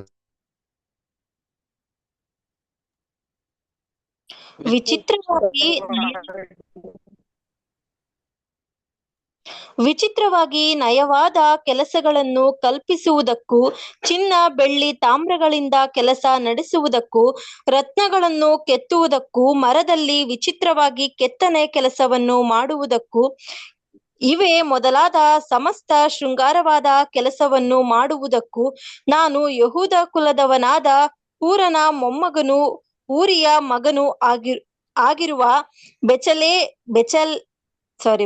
ಬೆಚಲೇಲನೆಂಬವನನ್ನು ಗೊತ್ತು ಮಾಡಿದ್ದೇನೆ. ಅವನಿಗೆ ದಿವ್ಯಾತ್ಮವನ್ನು ಕೊಟ್ಟು ಬೇಕಾದ ಜ್ಞಾನ, ವಿದ್ಯೆ, ವಿವೇಕಗಳನ್ನು, ಸಕಲ ಶಿಲ್ಪ ಶಾಸ್ತ್ರ ಜ್ಞಾನವನ್ನು ಅನುಗ್ರಹಿಸಿದ್ದೇನೆ. ನೋಡ್ರ ಏನ್ ಕೊಟ್ರಂತೆ? ಪವಿತ್ರಾತ್ಮ ಕೊಟ್ರಂತೆ ಇವ್ನಿಗೆ. ಅಂದ್ರ ಹೆಂಗೆ? ಏನ್ ಕೊಟ್ರು? ಸಕಲ ವಿದ್ಯೆ, ಅದರ ಸಕಲ ವಿವೇಕಗಳನ್ನು, ಶಿಲ್ಪ ಶಾಸ್ತ್ರಗಳಲ್ಲಿ ಜ್ಞಾನವನ್ನು ಅನುಗ್ರಹಿಸೋದಿಕ್ಕೆ ಕೊಟ್ರಂತೆ. ನೋಡ್ರ ಅದೇನ್ ಕೊಟ್ರು? ಹಂಗ ದೇವ್ರು ಬಂದು ಇವ್ರನ್ನ ತುಂಬ್ಕೊಂಡ್ಬಿಟ್ರ ಧುಕ್ ಅಂತ. ಸಡನ್ ಆಗಿ ಇವ್ರು ಏನೋ ಕೆಲಸ ಮಾಡಕ್ ಶುರು ಮಾಡ್ಬಿಟ್ರ? ಇಲ್ಲ ರೀ, ದೇವ್ರ ಅದ್ಭುತವಾದ ಶಕ್ತಿ ಕೊಟ್ರಿ, ಜ್ಞಾನ, ಬುದ್ಧಿ, ತಿಳುವಳಿಕೆ ಕೊಟ್ರು ಅಂತೀರಿ. ಆದ್ರಿಂದ ದೇವ್ರ ಮೋಸಗೆ ಹೆಂಗ್ ಹೇಳಿದ್ರು ಅದೇ ತರ ಎಕ್ಸಾಕ್ಟ್ ಆಗಿ ಮಾಡ್ಕೊಂಡ್ರಿ ದೇವ್ರ ಕೊಡೋಣ. ಅಲ್ರ ಇನ್ನು ನೋಡಿ ಬ್ಯೂಟಿಫುಲ್ ಎಕ್ಸಾಂಪಲ್ ನಮ್ಮ ಸ್ಯಾಮ್ಸನ್. ನಮ್ಮ ಸ್ಯಾಮ್ಸನ್ ಚೆನ್ನಾಗಿ ಗೊತ್ತಲ್ವ ಏನ್ರಿ? ಇಸ್ರೇಲ್ ನ್ಯಾಯಾಧಿಪತಿ. ಅದರ ಇವನ್ನೆಲ್ಲ ಏನ್ ಮಾಡ್ತಾರೆ? ಫಿಲಿಸ್ಟಿಯನ್ಸ್ ಎಲ್ಲ ಅರೆಸ್ಟ್ ಮಾಡ್ಕೊಂಡು ಹೋಗ್ಬಿಡ್ತಾರೆ. ಅದರ ಅರೆಸ್ಟ್ ಮಾಡ್ಕೊಂಡು ಹೋಗ್ಬೇಕು, ಎಲ್ಲ ಕಟ್ಬಿಡ್ತಾರೆ. ಸಡನ್ ಆಗಿ ಸ್ಯಾಮ್ಸನ್ ಮೇಲೆ ದೇವ್ರ ಪವಿತ್ರಾತ್ಮ ಬರ್ತಾರ ನೋಡ್ರಿ ಅಂತೀನಿ. ಬಂದಿದ ತಕ್ಷಣ ಏನ್ ಮಾಡ್ತಾರ್ರಿ? ಸ್ಯಾಮ್ಸನ್ ಕಟ್ಟಿರಂತ ಹಗ್ಗ ಹುಲ್ ತರ ಬಿಟ್ಕೊಂಡ್ಬಿಡ್ತಾರ್ರಿ. ಕತ್ತೆ ದೌಡೆ ತಗೊಂಡು ಹೊಡಿತಾರ ನೋಡ್ರಿ ಅಂತೀನಿ. 1000 ಜನ ಸಾಯ್ಸಾಕ್ಬಿಡ್ತಾರೆ ಸ್ಪಾಟ್ ಅಲ್ಲಿ. ಅಲ್ವರ ಓದಿ ನ್ಯಾಯಸ್ಥಾಪಕರು 15ನೇ ಅಧ್ಯಾಯ 14 ಮತ್ತು 15 ಓದಿ. Judges 15 chapter 15 and 17. ಸಂಸೋನನು ಲೇಹಿಯ ಸಮೀಪಕ್ಕೆ ಬರಲು ಫಿಲಿಷ್ಟಿಯರು ಅವನನ್ನು ಅರ್ಭಟಿಸಿದರು. ಯೆಹೋವನ ಆತ್ಮವನ ಮೇಲೆ ಬಂದದರಿಂದ ಅವನ ರಟ್ಟೆಗಳಿಗೆ ಸುತ್ತಲೂ ಕಟ್ಟಿದ ಹಗ್ಗಗಳು ಸುಟ್ಟ ಸೆಣೆನಗಾದವು. ಕೈಗೆ ಹಾಕಿದ ಬೇಡಿಗಳು ಕಳಚಿಬಿದ್ದವು. ಅಲ್ಲಿ ಒಂದು ಕತ್ತೆಯ ದವಡೆ ಎಳೆದಿತ್ತು, ಇನ್ನು ಹಸಿ ಇತ್ತು. ಅವನು ಅದನ್ನು ತೆಗೆದುಕೊಂಡು ಅದರಿಂದ 1000 ಜನರನ್ನು ಹತಿಸಿಬಿಟ್ಟು ನೋಡ್ರ 1000 ಜನ ಹತಿಸಿಬಿಟ್ಟನು. ಹಿಂಗೆ ಯೆಹೋವನ ಆತ್ಮವು ಅವನೇನ್ ಅವನ ಮೇಲೆ ಅಂತ ಬಂದಿದ್ದರಿಂದ ಹಾಗಾದ್ರೆ ದೇವ್ರು ಬಂದು ತುಂಬ್ಕೊಂಡ್ಬಿಟ್ರ. ದೇವ್ರು ಬಂದ ದೇವ್ರ ಅದ್ಭುತವಾದ ಶಕ್ತಿ ಕೊಟ್ಟಿರ್ತೀನಿ. ಅದ್ಭುತವಾದ ಶಕ್ತಿ, ಪವರ್. ಎಷ್ಟು ಪವರ್ ಇತ್ತು ಅಂದ್ರೆ 1000 ಜನ ಹೊಡೆದಾಕ್ಬಿಟ್ಟು. ಇವಾಗ AK-47 ಕೊಟ್ಟರು 1000 ಜನ ಹೊಡೆಯೋದು ಕಷ್ಟ ರೀ. ಅಲ್ಲ ಗುಡ್ಡಿಕ್ಬಿಟ್ಟು ಇವನು 1000 ಜನ ಹೊಡೆದ್ ಬಿಸಾಕೊಂತೀವಿ ಕ್ಷಣ ಮಾತ್ರದಲ್ಲಿ. ಅದ್ರ ಏನ್ ಪವರ್ ರೀ. ಇದೇ ಪವಿತ್ರ ಆತ್ಮನ ದೇವರು ಸೌಲ್ ರಾಜನ್ ಕೊಟ್ಟಿದ್ದು. ಯಾವಾಗ ಸೌಲ್ ರಾಜ ದೇವ್ರ ವಿರುದ್ಧ ಪಾಪ ಮಾಡ್ದ, ದೇವರ ಶಕ್ತಿನೇ ಮಾಡ್ತಾರೆ, ಎತ್ಕೊಡ್ತಾರೆ. ಅವಾಗ ಅಶುದ್ಧ ಆತ್ಮ ಏನಾಗ್ತಾರೆ? ಅವ್ನಿಗೆ ಬಂದು ಪೀಡಿಸೋದಕ್ಕೆ ಶುರು ಆಗ್ತಾರೆ. ಇದೇ ಪವಿತ್ರ ಆತ್ಮನ ಅಪೊಸ್ತಲ ಕೃತ್ಯಗಳಲ್ಲಿ ಏನ್ರಿ ಪೆಂಟಿಕಾಸ್ಟ್ ದಿನ ಸಭೆಗೆ ಏನ್ ಮಾಡಿದ್ದು? ಕೊಟ್ಟಿದ್ದು. ಕಣ್ಣಿಗೆ ಕಾಣಿಸ್ತಾ? ಬೆಂಕಿಯೋಪಾದಿಯಲ್ಲಿ ಉರಿಯುವಂತ ನಾಲ್ಗೆ ರೀತಿಯಲ್ಲಿ ನಾಲ್ಗೆನೆ ಬಂದ್ಬಿಡ್ತಾ, ಬೆಂಕಿನೇ ಬಂದ್ಬಿಡ್ತಾ. ನಮ್ಮವರೆಲ್ಲ ಊಹೆ ಮಾಡ್ಕೊಂಡು ತುಂಬಾ ಜಾಸ್ತಿ ಬಿಡಿ ನಮ್ಮ ಕ್ರೈಸ್ತವರು. ಬೈಬಲ್ ಇರೋದನ್ನ ಸ್ಥಿಮಿತವಾಗಿ ನಿಂತ್ಕೊಬೇಕು. ಅದರ ಅದು ನೋಡ್ಬೇಕಾದ್ರೆ ಅದ್ಭುತವಾದ ಶಕ್ತಿಯಿಂದ ಏನ್ರಿ ಅಪೊಸ್ತಲರು ಮಾತಾಡಕ್ ಶುರು ಮಾಡಿದ್ರು. ಪೇತ್ರ ಮಾತಾಡಕ್ ಶುರು ಮಾಡಿದ್ರು. 3000 ಜನಗಳ ಮುಂದೆ ಯೋಚನೆ ಮಾಡಿರ್ತೀನಿ. 3 ಜನರ ಹತ್ರ ಯೇಸು ಕ್ರಿಸ್ತನ ನಾನು ಅರಿಯನು ಅಂತ ಹೇಳಿರೋದು. ಏನ್ರಿ 3 ಜನ ಹತ್ರ ಹೇಳಿದ್ರು ಭಯಪಟ್ಟಿ. ಆದ್ರೆ ಇವತ್ತು ಮಾತ್ರ 3000 ಜನ ಏನ್ರಿ ಆಗ್ಬೇಕು? ಬರ್ಬೇಕ್ರಿ. ಎಲ್ಲಾರ ಮುಂದೆ ಮಾತಾಡಂತೀರಿ. ಪೆಂಟಿಕಾಸ್ಟ್ ಎದ್ದಿರ್ಲೇ ಇಲ್ಲ ರೀ. ನೀವೇ ಮಹಿಮಂತ ಕರ್ತನ ಸಾಯ್ಸಾಕಿದೀರ ಅಂತ ಹೇಳ್ಬೇಕಾರೆ ಮನ್ಸಿಸ್ತೀರಿ. ಅಯ್ಯೋ ನಾವು ಮಾಡಿದ ತಪ್ಪು ಅಂತ ಅಂದ್ಬಿಟ್ಟು ಏನ್ ಮಾಡಿದ್ರು? ಅಲ್ಲ, ಮಾನಸಾಂತರ ಒಂದೇ 3000 ಜನ ದೀಕ್ಷೆ ನೋಡ್ರಿ. ಏನ್ರಿ ಸ್ಪಿರಿಟ್, ದೇವರ ಅದ್ಭುತವಾದ ಶಕ್ತಿ ಅಲ್ರ. ಇವಾಗ ಬೈಬಲ್ ಹೇಳ್ತಾರಲ್ಲ, ನೀವೇನಾಗಿದ್ರ? ದೇವರ ಗರ್ಭಗುಡಿ, ದೇವರ ಪವಿತ್ರ ಆತ್ಮ ನಮ್ಮಲ್ಲಿ ನೆಲ್ಗುಡಿ ಅಂತ ವಾಕ್ಯ ಐತಾ ಇಲ್ವಾ? 1 ಕೊರಿಂಥ 6:19 ಓದ್ರಿ. 1 ಕೊರಿಂಥ 6:19 ಓದ್ರಿ. ದೇವರಿಂದ ದೊರಕಿ ನಿಮ್ಮೊಳಗೆ ನೆಲೆಗೊಂಡಿರುವ ಪವಿತ್ರಾತ್ಮನೇ ನಿಮ್ಮ ದೇಹವು ಗರ್ಭಗುಡಿಯಾಗಿರಬೇಕೆಂದು ನಿಮಗೆ ತಿಳಿಯದು. ದೇವರು ಪವಿತ್ರ ಆತ್ಮ ನಮ್ಮನ್ನು ಕೊಟ್ಟೆ, ನಾವು ದೇವ್ರಿಗೆ ಕೊಡುವುದು ಅಲ್ವರ? ಹಂಗಾರೆ ದೇವ್ರ ಪವಿತ್ರ ಆತ್ಮ ಏನರ್ಥ? ದೇವರ ಶಕ್ತಿ ನಮ್ಮಲ್ಲಿ ಏನ್ ಮಾಡೋರು ಕೊಟ್ಟರೆ. ಅದಕ್ಕೆ ಎಷ್ಟೋ ವಿಚಾರಗಳು ಲೋಕದಲ್ಲಿ ಜನಗಳು ಮಾಡದಿರಂತ ಕೆಲಸಗಳನ್ನ ನಾವು ಮಾಡ್ತಾ ಇದ್ದಾರೆ. ಯಾಕಂದ್ರೆ ದೇವರ ಪವಿತ್ರಾತ್ಮ ಶಕ್ತಿ ನಮ್ಮಲ್ಲಿದ್ದಾರೆ.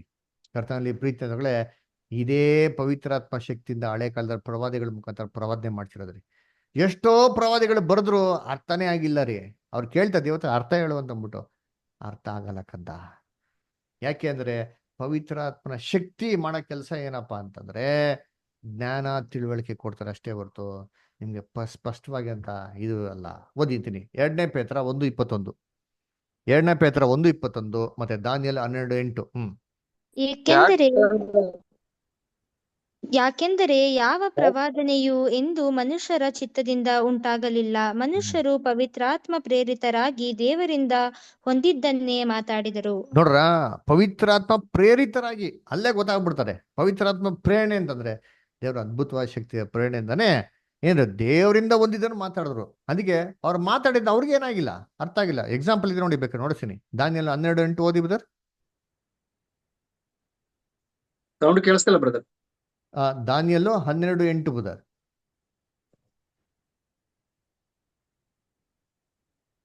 ಬ್ರದರ್ ದಾನಿಯೇಲ 12:8.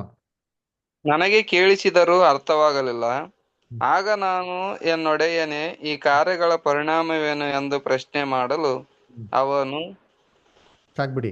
ನೋಡಿದ್ರ, ಕೇಳಿದ್ರೆ ಏನಾಗಿಲ್ಲ, ಅರ್ಥ ಆಗಿಲ್ಲ ಅಂತ ಹೇಳ್ತಾರೆ. ಅದಕ್ಕೆ ನೋಡ್ಬೇಕಾದ್ರೆ ಈ ಪವಿತ್ರ ಆತ್ಮನೇ ದೇವ್ರು ನಮಗೆ ಕೊಟ್ಟಿರೋದು. ಏನಕ್ಕೆ ಅಂದ್ರೆ ದೇವರ ಅಗಾಧವಾದ ವಿಚಾರಗಳನ್ನ ತಿಳಿಸ್ಕೊಡೋದಿಕ್ಕೆ ಈ ಅದ್ಭುತವಾದ ಶಕ್ತಿ ದೇವರೇ ಮಾಡೋದು ನಮಗೆ ದಯಪಡವ್ರೆ. ಅದಕ್ಕೆ ನೋಡ್ಬೇಕಾದ್ರೆ ಏನ್ರಿ ಇದು ಲೋಕದ ಜನಗಳಿಗೆಲ್ಲ ಅರ್ಥ ಆಗಲ್ಲ ರೀ.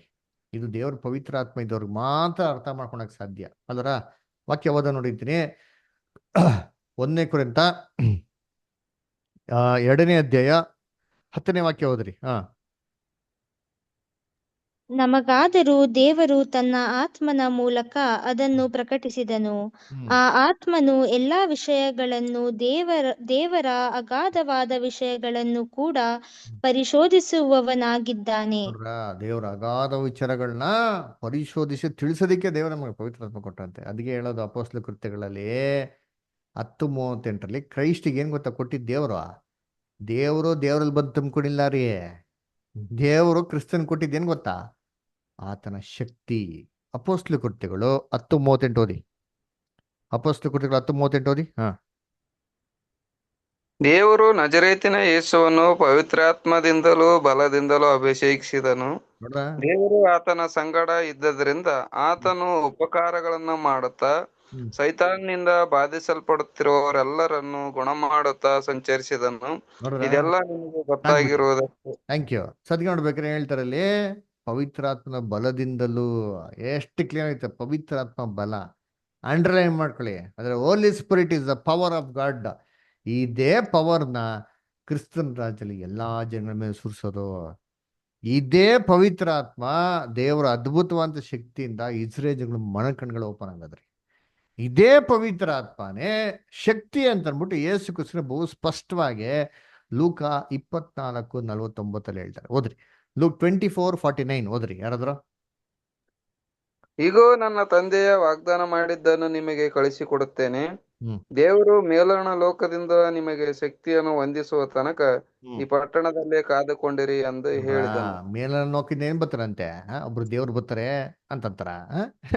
ಕ್ಲೀನ್ ಆಗಿ ಹೇಳ್ತೊಂಡ್ರೆ ದೇವರು ಮೇಲಣ ಲೋಕದ ಹೆಂಗ್ ಕಳ್ಕೊಂಡಂತೆ ಶಕ್ತಿಯನ್ನು ಅನುಗ್ರಹಿಸೋ ತನಕ ಇಲ್ಲೇ ಕತ್ಕೊಂಡ್. ದೇವರ ಪವಿತ್ರಾತ್ಮನ ಶಕ್ತಿ ರೀ. ಅದ್ ಹೇಳೋದು ಪವಿತ್ರಾತ್ಮನ ದೇವರ ಅದ್ಭುತವಂತ ಶಕ್ತಿ ಅಲ್ವರ. ಅದಕ್ಕೆ ಯೇಸು ಕ್ರಿಸ್ತ ಹೇಳಿದ್ದು ಮನುಷ್ಯ ಕುಮಾರನ ವಿರುದ್ಧವಾಗಿ ಮಾತಾಡ್ಬಿಟ್ರೆ ದೇವ್ರೇನ್ ಮಾಡ್ತಾರೆ? ಕ್ಷಮಿಸ್ಬಿಡ್ತಾರೆ. ಏನ್ ತೊಂದ್ರೆ ಇಲ್ಲ. ದೇವರ ಅದ್ಭುತವಾಗಿ ಶಕ್ತಿ ಬಗ್ಗೆ ಮಾತಾಡಿದ್ರೆ ದೇವ್ರು ಯಾವತ್ತೂ ಕ್ಷಮಿಸಲ್ಲ ರೀ. ಯಾಕಂದ್ರೆ ಇದು ದೇವರ ಪವರ್ ಅಲ್ವರ. ಅದ್ರ ವಿರುದ್ಧವಾಗಿ ಏನ್ ಮಾಡ್ದೋಗ್ಬಿಡ್ದು, ತಿಳಿದಿರ ಮಾತಾಡಕ್ ಹೋಗ್ಬಾರ್ದು. ಅದಕ್ಕೆ ಅಪೊಸ್ತಲ ಪೌಲ್ ಹೇಳೋದು ಎಫೆಸ ಬರೆದ ಪತ್ರಿಕೆಯಲ್ಲಿ ಏನ್ರಿ, ದೇವರ ಪವಿತ್ರಾತ್ಮವನ್ನ ದುಃಖಿಸಬೇಡಿರಿ, ಪವಿತ್ರಾತ್ಮ ನಂದಿಸಬೇಡಿರಿ. ಯಾಕಂದ್ರೆ ಇದು ದೇವರ ಅದ್ಭುತವಾದ ಶಕ್ತಿ. ಇದಕ್ಕೆ ವಿರುದ್ಧವಾಗಿ ನಡ್ಕೊಂಡಾವಾಗೆಲ್ಲ ನಾವು ದೇವ್ರನ್ನೇ ಮಾಡ್ತೀರಿ, ದುಃಖ ಪಡಿಸ್ತಾ ಇದೀರಿ, ನಿಂದಿಸ್ತಾ ಇದೀರಿ ಅಂತನ್ಬಿಟ್ಟು ಅಲ್ವರ. ಅದಕ್ಕೆ ಕರ್ತನಲ್ಲಿ ಬೈಬಲ್ ಅಲ್ಲಿ ಪವಿತ್ರ ಆತ್ಮ ಅಂತ ಹೇಳ್ಬೇಕಾದ್ರೆ ಎಷ್ಟೋ ರೀತಿಯಲ್ಲಿ ಕೊಟ್ಟಿದ್ದಾರೆ. ಸ್ಪಿರಿಟ್ ಆಫ್ ಗಾಡ್ ಅಂತ ಹೇಳ್ತಾರೆ, ದೇವರ ಒಂದು ಆತ್ಮ, ತಿಳಿದಿರ ಬುದ್ಧಿಯ ಆತ್ಮ ಅಂತ ಹೇಳ್ತಾರೆ, ಕ್ರಿಸ್ತನ ಆತ್ಮ ಅಂತ ಹೇಳ್ತಾರೆ, ಸತ್ಯದ ಆತ್ಮ ಅಂತ ಹೇಳ್ತಾರೆ, ಜ್ಞಾನದ ಆತ್ಮ ಅಂತ ಹೇಳ್ತಾರೆ, ಅವರ ಬುದ್ಧಿ ತಿಳುವಳಿಕೆಯ ಆತ್ಮ ಅಂತ ಹೇಳ್ತಾರೆ, ಕೃಪೆಯ ಆತ್ಮ ಅಂತ ಏನ್ ಮಾಡ್ತಾರೆ, ಎಷ್ಟೋ ಹೆಸರುಗಳು ಕೊಡ್ತಾರೆ. ಹಾಗಾದ್ರೆ ಏನರ್ಥ, ಇಷ್ಟೊಂದು ದೇವರುಗಳಿದ್ದಾರೆ ಅಂತನಾ? ಇಲ್ಲ ರೀ, ದೇವರ ಒಂದೇ ಒಂದು ದೇವರ ಅದ್ಭುತವಾದಂತ ಶಕ್ತಿ ಇದು ಹಲವಾರು ಕೆಲಸಗಳನ್ನ ಮಾಡ್ತಾರೆ ಅಂತ ನಮ್ಗೆ ಏನ್ ಮಾಡೋರು ಕೊಟ್ಟಾರೆ ಅಷ್ಟೇ ಹೊರತು ಇಷ್ಟೊಂದು ದೇವರುಗಳಿದೆ ಅಂತಲ್ಲ, ಇಷ್ಟೊಂದು ಸ್ಪಿರಿಟ್ಗಳಿದೆ ಅಂತಲ್ಲ ರೀ. ಆಯ್ತರ ಬೈಬಲಲ್ಲಿ ಅಶುದ್ಧ ಆತ್ಮಗಳೇ ಕೊಟ್ಟಿದ್ರೆ, ಅದರ ಭಯದ ಆತ್ಮ, ಲೋಕದ ಆತ್ಮ, ಏನ್ರಿ ಕ್ರಿಸ್ತ ವಿರೋಧಿ ಆತ್ಮ, ತುಗುಡ್ಸ್ಕಿ ಆತ್ಮ ಅಂತ ಕೊಟ್ಟಿದ್ವಿ. ಏನಂತ ಇವೆಲ್ಲ ಬೇರೆ ಬೇರೆ ಶೈತಾನ್ಗಳಿದ್ದಾರೆ ಅಂತಾರ? ಇಲ್ಲ ರೀ, ಅಂದ್ರೆ ಒಂದೇ ದುಷ್ಟ ಆತ್ಮ ಹಲವಾರು ಕೆಲಸಗಳ ಬಗ್ಗೆ ಅಂತ ನಮ್ಗೆ ಕೊಟ್ಟಿರೋದು ಅಷ್ಟೇ ಹೊರತು ಇನ್ನೇನಿಲ್ಲ. ಅದರಿಂದ ಕರ್ತನಲ್ಲಿ ಪ್ರೀತಿ ಅಂತ ಸೋದರಗಳೇ, ನಾವು ಮುಖ್ಯವಾಗಿ ವಿಚಾರಗಳನ್ನ ತಿಳ್ಕೊಬೇಕು. ಏನಪ್ಪ ಅದು? ಓದೋಣ ನೋಡ್ತೀರಿ. 1 ಯೋಹಾನ 4ನೇ ಅಧ್ಯಾಯ 1-3 ಓದಿ. First John 4 chapter 1-3. ಪ್ರಿಯರೇ, ಅನೇಕ ಮಂದಿ ಸುಳ್ಳು ಪ್ರವಾದಿಗಳು ಲೋಕದೊಳಗೆ ಬಂದಿರುವುದರಿಂದ ನೀವು ಆತ್ಮದ ಎಲ್ಲಾ ನುಡಿಗಳನ್ನು ನಂಬದೆ ಆಯಾ ನುಡಿಗಳು ದೇವರಿಂದ ಪ್ರೇರಿತವಾದವುಗಳು ಅಲ್ಲವೋ ಎಂದು ಅವುಗಳನ್ನು ಪರೀಕ್ಷಿಸಬೇಕು. ನೋಡ್ರ, ಎಲ್ಲಾ ಮಾತುಗಳನ್ನ ನಂಬಾರ್ದು ಅಂತ ಹೇಳ್ತಾರೆ, ಅದನ್ನ ಪರೀಕ್ಷೆ ಮಾಡ್ಬೇಕು ಅಂತ ಹೇಳ್ತಾರೆ. ಹೆಂಗ್ ಪರೀಕ್ಷೆ ಮಾಡೋದು? ಪ್ರೇರೇಪಿಸುವಂತವನು ದೇವರ ಆತ್ಮನೇ ಎಂದು ತಿಳಿದುಕೊಳ್ಳುವುದಕ್ಕೆ ಲಕ್ಷಣವೇನೆಂದರೆ, ಮನುಷ್ಯನಾಗಿ ಬಂದ ಯೇಸು ಕ್ರಿಸ್ತನನ್ನು ಒಪ್ಪಿಕೊಳ್ಳುವ ಆತ್ಮವು ದೇವರಿಂದ ಪ್ರೇರಿತವಾದದ್ದು. ಯೇಸುವನ್ನು ಒಪ್ಪದೇ ಇರುವ ಆತ್ಮವು ದೇವರಿಂದ ಪ್ರೇರಿತವಾದದ್ದಲ್ಲ, ಅದು ಕ್ರಿಸ್ತ ವಿರೋಧಿ ಆತ್ಮವಾಗಿದೆ. ಅದು ಬರುವುದೆಂಬುದನ್ನು ನೀವು ಕೇಳಿದ್ದೀರಲ್ಲ, ಈಗಲೂ ಲೋಕದಲ್ಲಿ ಅದೇ. ನೋಡ್ರ, ಏನಪ್ಪ ಲಕ್ಷಣ ಅಂತಾನೆ, ಕ್ರಿಸ್ತನು ಮನುಷ್ಯನಾಗಿ ಬಂದು ನಮ್ಗೆ ಪ್ರಾಣ ಕೊಟ್ಟು ಅಂತ ನಂಬದೆ ಏನ್ರಿ ದೇವರ ಪವಿತ್ರಾತ್ಮನ ನಿಜವಾದ ಲಕ್ಷಣಗಳು ಅಲ್ವರ. ಅದರಿಂದ ಕರ್ತನಲ್ಲಿ ಪ್ರೀತಿ ಅಂತ ಸೊಗಳೆ ಯೇಸು ಕ್ರಿಸ್ತ ಭೂಲೋಗ್ತಾ ಇರ್ಬೇಕಾರೆ ಅವ್ರಿಗೆ ಸಾಕ್ಷಿ ಕೇಳ್ತಾರ್ರಿ. ಅದರ ಬೈಬಲ್ ಏನಿತ್ತು, ನೀತಿ ನಿಯಮ 2 ಅಥವಾ 3 ಸಾಕ್ಷಿ. ಆದ್ರೆ ಕ್ರಿಸ್ತರು ಎಷ್ಟು ಸಾಕ್ಷಿ ಕೊಡ್ತಾರೆ? ವಾಕ್ಯ ಓದ ನೋಡಿದ್ದೀನಿ. ಎಲ್ಲಿ? ಯೋಹಾನ 8:18 ಓದಿ. ನನ್ನನ್ನು ಕುರಿತು ನಾನು ಸಾಕ್ಷಿ ಹೇಳುವವನಾಗಿದ್ದೇನೆ, ಅದಲ್ಲದೆ ನನ್ನನ್ನು ಕಳಿಸಿದ ತಂದೆಯು ನನ್ನ ವಿಷಯವಾಗಿ ಸಾಕ್ಷಿ ಹೇಳುತ್ತಾನೆ ಅಂದನು. ನೋಡ್ರ, ಯೇಸು ಕ್ರಿಸ್ತ ಎಷ್ಟು ಸಾಕ್ಷಿ ಕೊಟ್ರ? ಅವ್ರ ಬಗ್ಗೆ ಅವರು ಸಾಕ್ಷಿ ಕೊಡ್ತಾರೆ, ದೇವರ ಒಂದು ಸಾಕ್ಷಿ ಕೊಡ್ತಾರೆ. ಪವಿತ್ರಾತ್ಮ ಸಾಕ್ಷಿ ಕೊಡ್ಲಿಲ್ಲ. ಯಾಕೆ? ಯಾಕಂದ್ರೆ ಪವಿತ್ರಾತ್ಮ ಒಂದು ಅದ್ಭುತವಂತ ಶಕ್ತಿ ರೀ, ಅದು ವ್ಯಕ್ತಿ ಅಲ್ಲ ರೀ. ವ್ಯಕ್ತಿ ಆಗಿದೆ ಅದನ್ನ ದೇವ್ರ ಯೇಸು ಕ್ರಿಸ್ತ ಡಿಫ್ರೆಂಟ್ ಆಗಿ ಹೇಳಿರೋರು ಅಲ್ದ್ರ. ಅದಕ್ಕೆ ಏನ್ರಿ 2 ಸಾಕ್ಷಿ. ನಿಜವಾದ ಉಪದೇಶ ಏನ್ ಗೊತ್ತಾ? ಏನ್ರಿ ನೋಡಿ, ಏನಂತ ಉಪದೇಶ ಅಂತೆ? 2 ಯೋಹಾನ 9ನೇ ವಾಕ್ಯ ಹೋದ್ರಿ. 2 ಯೋಹಾನ 9ನೇ ವಾಕ್ಯ ಯಾರಾದ್ರೂ ಹೋದ್ರಿ? ಕ್ರಿಸ್ತನ ಉಪದೇಶದಲ್ಲಿ ನೆಲೆಗೊಳ್ಳದೆ ಅದನ್ನು ಅತಿಕ್ರಮಿಸಿ ಮುಂದಕ್ಕೆ ಹೋಗುವವನಿಗೆ ದೇವರ ಅನ್ಯೋನ್ಯತೆ ಇಲ್ಲ. ಆ ಉಪದೇಶದಲ್ಲಿ ನೆಲೆಗೊಂಡಿರುವವನಿಗೆ ತಂದೆಯ ಮತ್ತು ಮಗನ ಅನ್ಯೋನ್ಯತೆ ಉಂಟು. ನೋಡ್ರ, ಆ ಉಪದೇಶದಲ್ಲಿ ಯಾರು ನೆಲೆಗೊಂಡಿರ್ತಾನೋ ತಂದೆಯ ಮಗನ ಅನ್ಯೋನ್ಯತೆ ಉಂಟು. ಪವಿತ್ರಾತ್ಮ ಇತ್ತು, ಪವಿತ್ರಾತ್ಮ ಇರ್ಬೇಕಲ್ಲ, ಇಂಪಾರ್ಟೆಂಟ್ ತಾನೆ? ಇಲ್ಲಲ್ಲ. ಯಾಕಪ್ಪ ಅಂದ್ರೆ ತಂದೆ ಮತ್ತೆ ಮಗ ಅನ್ಯೋನ್ಯತೆನೆ ಸಾಕು ರೀ. ಪವಿತ್ರಾತ್ಮ ಒಂದು ಅದ್ಭುತವಾದ ಶಕ್ತಿ ಇರೋದ್ರಿಂದ, ದೇವರಿಂದ ಹೊರಟುವಂತ ಶಕ್ತಿ ಆಗಿರೋದ್ರಿಂದ, ಅದರ ದೇವರ ಒಂದು ಮತ್ತೆ ಮಗನ ಒಂದು ಅನ್ಯೋನ್ಯತೆ ಇದ್ರೆ ಏನ್ರಿ ಪವಿತ್ರಾತ್ಮ ನೆಲೆಗೊಂಡಂತ ರೀತಿಯಲ್ಲಿ ಎಂದ ಕರ್ತನಲ್ಲಿ ಪ್ರೀತಿ ಅನ್ಸಗಳೇ ಇದು ಪವಿತ್ರಾತ್ಮನ ಏನ್ರಿ ಉಪನ್ಯಾಸ ಸ್ಟಡಿ. ಅದರ ಈ ಒಂದು ಸ್ಟಡಿ ಏನ್ರಿ ಇನ್ನ 4-5 ವಾರಗಳವರೆಗೂ ಕಂಟಿನ್ಯೂ ಆಗ್ತಾರೆ. ಅದರಿಂದ ದಯವಿಟ್ಟು ಸೋದರಿಗಳು ಯಾವುದೇ ಕಾರಣಕ್ಕೂ ಇದನ್ನ ಮಿಸ್ ಮಾಡ್ಕೊಳಕ್ ಹೋಗ್ಬೇಡಿ. ಒಂದು 5 ವೀಕ್ಸ್ ಕಂಟಿನ್ಯೂಸ್ ಆಗಿರೋದ್ರಿಂದ ಇದು ವಾರದಲ್ಲಿ ಮೀಟಿಂಗ್ನ ಮಿಸ್ ಮಾಡ್ಕೊಳಕ್ ಹೋಗ್ಬಿಡಿ. ಎಲ್ಲ ಲಿಂಕ್ ಇರೋದ್ರಿಂದ ಒಂದು ಕ್ಲಾಸ್ ಮಿಸ್ ಮಾಡಿದ್ರೆ ನಿಮ್ಗೆ ಅರ್ಥ ಮಾಡ್ಕೊಂಡು ಕಷ್ಟ ಆಗ್ತಾರೆ. ಓಕೆನಾ? ಅದರಿಂದ ಇನ್ನ 1 ವಾರಗಳಿದೆ, ಎಲ್ಲ ಪೂರ್ತಿಯಾಗಿ ಕೇಳಿ. ಅದಾದ್ಮೇಲೆ ಕೂಡ ನಿಮ್ಗೆ ಡೌಟ್ಸ್ ಇತ್ತು ಅಂದ್ರೆ ನೀವು ಸಂಕೋಚ ಇಲ್ದಿರ ನಾವು ಕೇಳ್ಬೋದು. ಎಲ್ಲ ಡೌಟ್ಸ್ ಕೂಡ ನಿಮ್ಗೆ ಕ್ಲಿಯರ್ ಮಾಡ್ತೀನಿ. ಓಕೆನಾ? ಏನೋ ಡೌಟ್ಸ್ ಇದೆಯಾ, ಕ್ವಶನ್ಸ್ ಇದೆಯಾ? ಸರ್ ಹೇಳಿ. ಈಗ ಸರ್ ಪವಿತ್ರಾತ್ಮ ಏನಂತ ನಮ್ಗೆ ಇನ್ನೂ ಇದಾಗಿಲ್ಲ ಸರ್. ಪವಿತ್ರಾತ್ಮ ಮನುಷ್ಯನ ಅಥವಾ ಏನಂತ? ಪವಿತ್ರಾತ್ಮ ದೇವರ ಅದ್ಭುತವಂತ ಶಕ್ತಿ ಅಂತ ನಾವು ನೋಡಿರಲ್ಲ ವಾಕ್ಯದಲ್ಲಿ. ಆದ್ರೆ ಸರ್ ಬಹಳಷ್ಟು ರೆಫರೆನ್ಸ್ ನೀವು ಬರೀ ಬರೀ 4 ಸಹಾಯಕರು ಅಂತ ಹೇಳಿದ್ರಲ್ಲ, ಏನು ಬೈಬಲ್ ಅಲ್ಲಿ ಬಹಳಷ್ಟು ಇದೆ ಸರ್. ಮ್ಯಾಥ್ಯೂ 28:19 ಓದುವಾಗ ತಂದೆ ಮಗನ ಪವಿತ್ರ ಆತ್ಮನ ಹೆಸರಲ್ಲಿ ದೀಕ್ಷೆಸನ್ನ ಕೊಡು ಅಂತ ಹೇಳ್ತದೆ. 2 ಕೊರಿಂಥ್ಯ 3:14 ಹೋದವಾಗ ಪವಿತ್ರ ಆತ್ಮನು ಬಹಳಷ್ಟು ಕಡೆ ಆತ್ಮನು ನಂತರ ಪುರ್ಲಿಂಗ ಪುರುಷಗೆ ಹೋಲಿಸ್ತದ. ಪವಿತ್ರ ಆತ್ಮನು ತ್ರಾಯೇಕತ್ವ, ತಂದೆ ಮಗ ಪವಿತ್ರ ಆತ್ಮ ಇರೋ ತ್ರಾಯೇಕತ್ವ, ಟ್ರಿನಿಟಿ ಗಾಡ್. ಸೊ ಮನುಷ್ಯ ಅನ್ನೋದನ್ನ ಸರ್ ವಸ್ತು ಅಲ್ಲ ಸರ್. ಯಾಕಂದ್ರೆ ಬಹಳಷ್ಟು ರೆಫರೆನ್ಸ್ ಇದೆ ಅದರಲ್ಲಿ. ತಂದೆ ಮಗ ಪವಿತ್ರ ಆತ್ಮನು ಅದ್ರ ಎಕ್ಸಾಂಪಲ್ ಸರ್. ಈಗ ಶಾಂತ್ ಕುಮಾರ್ ಇದ್ದೆ ನಾನು ಶಾಂತ್ ಕುಮಾರ್ ಇದ್ದೆ. ಈಗ ನನ್ ಮಗನೊಬ್ಬ ಸಂಕೇತ್ ಅಂತ ಸಂಕೇತನ ಮದ್ವೆ ಮಾಡ್ತಾ ಇದ್ದೆ ನಾನು. ಆದ್ರೆ ನನಗೆ 3 ಜನ ಮಕ್ಕಳು ಅಂತ ತಿಳ್ಕೊಳ್ಳಿ. ತಂದೆ ಬಟ್ಟೆ ಪರ್ಚೇಸ್ ಮಾಡಕ್ ಹೋದ, ಮಗ ರೇಷನ್ ತರ್ಲಕ್ ಹೋದ, 2ನೇ ಮಗ. ಇನ್ನೊಬ್ಬ ಮಗ ಬಂದು ಇನ್ವಿಟೇಷನ್ ಕೊಡಕ್ ಹೋದ. ಬಟ್ 3 ಜನ ಮಾಡೋ ಕೆಲಸ ಒಂದೇ, ಒಬ್ರು ಮದ್ವೆಗೋಸ್ಕರ. ಸೊ ಈಗ ತಂದೆ ದೇವರು ಒಂದ್ ಯೋಜನೆ ಮಾಡ್ಕೊಂಡು ಭೂಲೋಕಕ್ಕೆ ಯೇಸು ಸ್ವಾಮಿ ದೇವ್ರು ಪರಿಚಯ ಮಾಡ್ಬೇಕಾಗಿತ್ತು. ಯೇಸು ಕ್ರಿಸ್ತಲ್ಲಿ ಕಳ್ಸಿಕೊಟ್ಟ. ಯೇಸು ಕ್ರಿಸ್ತ 33 ವರ್ಷ ಉಳಿದ್ಮೇಲೆ ಈಗ ನಾನು ಹೋಗ್ತೀನಿ, ಬೇರೊಬ್ಬ ಸಹಾಯಕನ್ನು ನಿಮ್ಮ ಬಳಿ ಕಳ್ಸಿ ಅಂತ ಹೇಳಿದಾನ. ಸೊ ಆತ ಮನುಷ್ಯ ಕಳ್ಸ್ತಾರ, ವಸ್ತು ಹಂಗಾಗ್ತದೆ, ಶಕ್ತಿ ಅಲ್ಲ. ಸರಿ, ಇವಾಗ ನೀವು ಕ್ಲಾಸ್ ಸ್ಟಾರ್ಟಿಂಗ್ ಇಂದ ಕೇಳಿದ್ರೆ ಇವತ್ತು ಇಲ್ಲಿ ಎಷ್ಟು ಗಂಟೆ ಜನ ಇದ್ರಿ? 8-5 ನಿಮಿಷ ಸರ್. ಸ್ಟಾರ್ಟಿಂಗ್ ಇಂದ ಫುಲ್ ಕೇಳಿದ್ರಾ? ಹಾ ಸರ್, ಬರ್ಕೊಂಡೆ ಸರ್. 52 ವಾಕ್ಯ ಬರ್ಕೊಂಡಿದ್ ನೋಡ್ರಿ. ಇಲ್ಲ ಬ್ರದರ್, ನೀವು ಪಾಠನ ಇವತ್ತಿನ ಪಾಠ ಸ್ಟಾರ್ಟಿಂಗ್ ಇಂದ ಪೂರ್ತಿ ಕೇಳಿದ್ರಾ? ಹೌದು ಸರ್, ಹೌದು. ಓಕೆ, ಇವಾಗ ಸ್ಟಾರ್ಟಿಂಗ್ ಇಂದ ಕೇಳ್ಬೇಕಾದ್ರೆ ನೀವು ಕೇಳಿದಂತೆ ಎಲ್ಲಾ ಪ್ರಶ್ನೆಗಳಿಗೂ ಉತ್ತರ ಅಲ್ಲೇ ಕೊಟ್ಟಿದ್ರಿ, ಅದನ್ನ ಗಮನಿಸಿದ್ರಾ? ಇಲ್ಲ ಸರ್, ಅದೇನ ಬರ್ಕೊಂಡೆ ಸರ್. ಸುಮಾರು 52 ವಚನ ಬರ್ಕೊಂಡಿನಿ. ಕರೆಕ್ಟ್. ಬಟ್ ನನ್ಗೆ ಡೌಟ್ ಇರೋದಂದ್ರೆ ಪವಿತ್ರ ಆತ್ಮನು ಒಬ್ಬ ವ್ಯಕ್ತಿ, ಒಬ್ರೇ ಮೂಗರಲ್ಲ, ತ್ರಾಯೇಕತ್ವ ಟ್ರಿನಿಟಿ ಗಾಡ್ ಒಬ್ರೇ 3 ರೀತಿಯವ್ರು ಯೋಜನೆ ಮಾಡ್ಕೊಂಡು ಕೆಲಸ ಮಾಡಿದ್ದಾರ. ಬಟ್ ಅದ್ರ ಶಕ್ತಿ ಹೇಳಕ್ ಸಾಧ್ಯ ಇಲ್ಲ ಸರ್. ನಿಮ್ಗೆ ಬೇಕಾದ್ರೆ ಸಾಕಷ್ಟು ರೆಫರೆನ್ಸ್ ಇದೆ ಸರ್ ಇದ್ರಲ್ಲಿ, ಇನ್ನು ಹೋದ್ರೆ. ಸೊ ಹೀಗಾಗಿ ಅದು ನನಗೆಲ್ಲ ಸ್ವಲ್ಪ ಡೌಟ್ ಇದೆ. ಸರಿ, ಓಕೆ, ನಿಮ್ ಡೌಟ್ ಇರ್ಲಿ. ನಾವು ತ್ರೈಕತ್ವದ ಬಗ್ಗೆ ಡಿಸ್ಕಸ್ ಮಾಡ್ತಾ ಇಲ್ಲ, ನಾವು ಪವಿತ್ರಾತ್ಮ ಬಗ್ಗೆ ಮಾತ್ರ ಇವತ್ತು ಧ್ಯಾನ ಮಾಡಿರೋದು. ಪವಿತ್ರ ಆತ್ಮನೋದು ಒಂದು ಶಕ್ತಿ ಸರ್, ಶಕ್ತಿ ಇಲ್ಲ, ವ್ಯಕ್ತಿ ಸರ್. ಹಾಗಾದ್ರೆ ಅಪೊಸ್ತಲ ಕೃತ್ಯಗಳು 10:38 ಏನ್ ಹೇಳ್ತದೆ? 10:38ರಲ್ಲಿ ಒಂದ್ ಸೆಕೆಂಡ್ ಸರ್. ಅಪೊಸ್ತಲ ಕೃತ್ಯ 10:38. Okay sir. ದೇವರು ನಜರೇತನ ಯೇಸುವನ್ನು ಪವಿತ್ರ ಆತ್ಮದಿಂದಲೂ ಬಲದಿಂದಲೂ ಅಭಿಷೇಕಿಸಿದನು. ಏನರ್ಥ? ದೇವರು ನಜರೇತನ ಯೇಸುವನ್ನು ಪವಿತ್ರ ಆತ್ಮದಿಂದಲೂ ಅಂದ್ರೆ ಸರ್, ಪವಿತ್ರ ಆತ್ಮ ಇದು ಆದಿ ಕಾಂಡ ಹಿಡ್ಕೊಂಡು ರಿಲೇಷನ್ ತಗೊಂಡ್ರೆ ಸರ್, ಎಲ್ಲಾ ಅಧ್ಯಾಯದಲ್ಲಿ ಪವಿತ್ರ ಆತ್ಮನು ಅದ ಸರ್. ಪವಿತ್ರ ಆತ್ಮ ಇದು ಮಧ್ಯದಲ್ಲಿ ಬಂದಿಲ್ಲ. ಆದಿಯಲ್ಲಿ ದೇವರು ಆಕಾಶನ ಭೂಮಿನ ಸೃಷ್ಟಿ ಮಾಡಿದನು. ದೇವರ ಒಂದ್ ನಿಮಿಷ, ಲೂಕ 24:49 ಓದಿ. ಲೂಕ 24:49. ಒಂದು ಸೆಕೆಂಡ್ ಸರ್.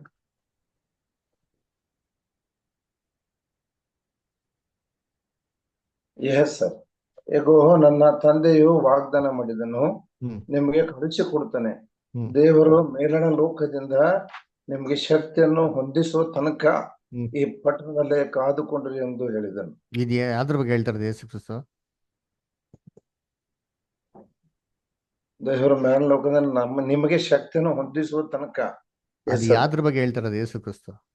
ಅದೇ ಪವಿತ್ರಾತ್ಮ ಕುರಿತು. ಹಾಗಾದ್ರೆ ಪವಿತ್ರಾತ್ಮನ ಯೇಸು ಕ್ರಿಸ್ತ ಅಂತ ಹೇಳ್ತಾರೆ ಇಲ್ಲಿ? ಶಕ್ತಿಯನ್ನು. ಶಕ್ತಿ ಅಂತ ಹೇಳ್ತಾರೆ, ಕ್ಲಿಯರ್ ಆಗಿದೆ ಅಂತಂದ್ಮೇಲೆ ನಾವ್ ಅದ ವ್ಯಕ್ತಿನೇ ಅಂತ ವಾದಿಸಿದ್ರೆ ನಾವ್ ಏನ್ ಹೇಳೋಣ ಅದ್ಗೆ? ಇಲ್ಲ ಸರ್, ಎಲ್ಲ ಒಂದ್ ಕಡೆ ಇದೆ ಅಂತ ಹೇಳಿ. ಯಾಕಂದ್ರೆ ಇದು ಒಂದ್ ನಿಮಿಷ, ನೀವು ಏನ್ ಗೊತ್ತಾ ಬ್ರದರ್, ಇವತ್ತಿನ ಕ್ಲಾಸ್ನ ಇನ್ನೊಂದ್ಸರಿ ನಿಧಾನವಾಗಿ ಯೂಟ್ಯೂಬ್ ಅಲ್ಲಿ ಕಳಿಸ್ಕೊಡ್ತೀನಿ, ಸಮಾಧಾನದಿಂದ ಪೂರ್ತಿಯಾಗಿ ಕೇಳ್ರಿ. ಯಾಕಂದ್ರೆ ಇಲ್ಲಿ ಅವನು ಅಂತ ಬಂದಿದ ತಕ್ಷಣ ವ್ಯಕ್ತಿ ಆಗೋದಿಕ್ ಸಾಧ್ಯ ಇಲ್ಲ. ಯಾಕೆ ಸಾಧ್ಯ ಇಲ್ಲ ಅಂತ ನಾ ಕೂಲಂಕುಷವಾಗಿ 1.5 ಗಂಟೆ ಮಾತಾಡ್ಬಿಟ್ಟಿದ್ದೀನಿ. ಇವತ್ತು ತಿರ್ಗಾ ನಿಮ್ಗೆ ಅದೇ ಡೌಟ್ ನಾನು ಹೇಳ್ಬೇಕು ಅಂದ್ರೆ ತಿರ್ಗಾ 1.5 ಗಂಟೆ ಬೇಕು, ಆಯ್ತಾ? ನೀವು ದಯವಿಟ್ಟು ಕಟ್ಕೊಟ್ಟೆ ರೆಕಾರ್ಡಿಂಗ್ನ ಫಸ್ಟ್ ನಿಧಾನವಾಗಿ ಕೂತ್ಕೊಂಡು ಬೈಬಲ್ನ ತೆಗೆದು ಎಲ್ಲ ವಾಕ್ಯಗಳನ್ನ ತೆಗೆದು ಓದ್ರಿ, ಆಯ್ತಾ? ಆವಾಗ ನಿಮ್ಗೆ ಇನ್ನೂ ಡೌಟ್ ಇತ್ತು ಅಂದ್ರೆ ಅನಂತರ ಕೇಳಿ, ಅದ್ರ ಬಗ್ಗೆ ನಾವು ಖಂಡಿತವಾಗಿ ಡಿಸ್ಕಸ್ ಮಾಡೋಣ. ಓಕೆನಾ? Okay sir. Okay, thank you, very good. ಸರಿ, ಬೇರೆ ಯಾರಿಗಾರ ಡೌಟ್ಸ್ ಇದೆಯಾ? ಏನೋ ಕ್ವಶನ್ಸ್ ಇದೆಯಾ? ಯಾರಿಗೇನೇ ಡೌಟ್ಸ್, ಎನಿ ಕ್ವಶನ್ಸ್? ಇಲ್ಲ ಸರ್, ಇಲ್ಲ ಸರ್. ಇಲ್ಲ ಸರಿ ಬ್ರದರ್. ಸರಿ, ಓಕೆ. ಹಂಗಾರೆ ನಾವು ಪ್ರಾರ್ಥನೆ ಮಾಡಿ ಏನ್ ಮಾಡೋಣ, ಮುಕ್ತಾಯ ಮಾಡೋಣ. ನೆಕ್ಸ್ಟ್ ವೀಕ್ ಇರ್ತಾರೆ. ಆಮೇಲೆ ನೋಡಿ ಚೆನ್ನಾಗಿ ಜ್ಞಾಪಿಸ್ಕೊಳ್ಳಿ, ಇದು ಇನ್ನ 5 ವಾರಗಳಿದೆ. 5 ವಾರದಲ್ಲಿ ದಯವಿಟ್ಟು ಯಾರು ಮಿಸ್ ಮಾಡಬೇಡಿ. ಆಮೇಲೆ ಕರೆಕ್ಟ್ ಟೈಮ್ ಅಟೆಂಡ್ ಆಗಿ, ಆಯ್ತಾ? ಯಾಕಂದ್ರೆ ಕೆಲವೊಂದು ಪಾಯಿಂಟ್ಸ್ಗಳು ಮಿಸ್ ಆಗೋದು ಬೇಡ. ಲಾಸ್ಟ್ವರೆಗೂ ನೀರಿ ದಯವಿಟ್ಟು. ಅದರ ಏನು ಎಷ್ಟೋ ಕೆಲಸಗಳು ಇರ್ತವೆ, ವಾರದಲ್ಲಿ ಒಂದಿನ, ಒಂದು ವಾರ, 1 ಅವರ್ ದಯವಿಟ್ಟು ದೇವ್ರಿಗಾಗಿ ಏನು ಮಾಡಿ ನೀವು ಅಥವಾ ಮೀಸಲಾತಿಗೆ ಇಡಿ. ಅದರ ಅದು ಕೇಳಿ ನಾನು ಹೇಳೋ ವಾಕ್ಯಗಳನ್ನ ಏನ್ರಿ ಬೈಬಲಲ್ಲಿ ತೆಗೆದು ದಯವಿಟ್ಟು ಓದ್ರಿ. ನೀವು ಬೈಬಲಲ್ಲಿ ತೆಗೆದು ಓದಬೇಕು. ನೀವು ಬೈಬಲ್ ಇದ್ದಂಥ ವಾಕ್ಯಗಳನ್ನ ಕ್ಲೀನ್ ಬರ್ಕೊಬೇಕು, ಗಮನಿಸ್ಬೇಕು. ಒಂದೊಂದು ಪದಗಳು ವೆರಿ ವೆರಿ ಇಂಪಾರ್ಟೆಂಟು. ಯಾಕಂದರೆ ಎಷ್ಟೋ ಪದಗಳಿರ್ತಾರೆ, ನಾವು ಮುಖ್ಯವಾಗಿರೋ ಪದನೇ ಮಿಸ್ ಆಗಿಬಿಡ್ತಾರೆ. ಸೊ ದಯವಿಟ್ಟು ಯಾರು ಗಮನ ಇಟ್ಟು ಕೇಳಿ, ನೋಟ್ಸ್ಗಳು ಬರ್ಕೊಳ್ಳಿ. ನಿಮ್ಗೇನು ಡೌಟ್ಸ್ ಇತ್ತು ಅಂದರೆ ಅದಾದ್ಮೇಲೆ ಕೂಡ 5 ವಾರಗಳಾದ್ಮೇಲೆ ಕೂಡ ನಿಮ್ಗೆ ಡೌಟ್ಸ್ ಇತ್ತು ಅಂದರೆ 1 ವಾರ ಬರೀ ಡಿಸ್ಕಷನ್ಗೆ ಇಟ್ಕೊಡೋಣ. ಅದರ ನೀವು ಏನಾರ ಬೈಬಲ್ ಮುಖಾಂತರ ಹೇಳಂಗಿದ್ರೆ ಧಾರಾಳವಾಗಿ ನೀವೇನು ಮಾಡೋದು ಹೇಳ್ಬೋದು, ನಾವು ಕೂಡ ಏನು ಮಾಡ್ತೀರಿ, ಕೇಳ್ತೀರಿ. ಓಕೆನಾ? ದೇವ್ರ ವಾಕ್ಯಗಳನ್ನ ಆಶೀರ್ವದಿಸಲಿ. ಕೊನೆಯದಾಗಿ ಪ್ರಾರ್ಥನೆ ಮಾಡೋಣ.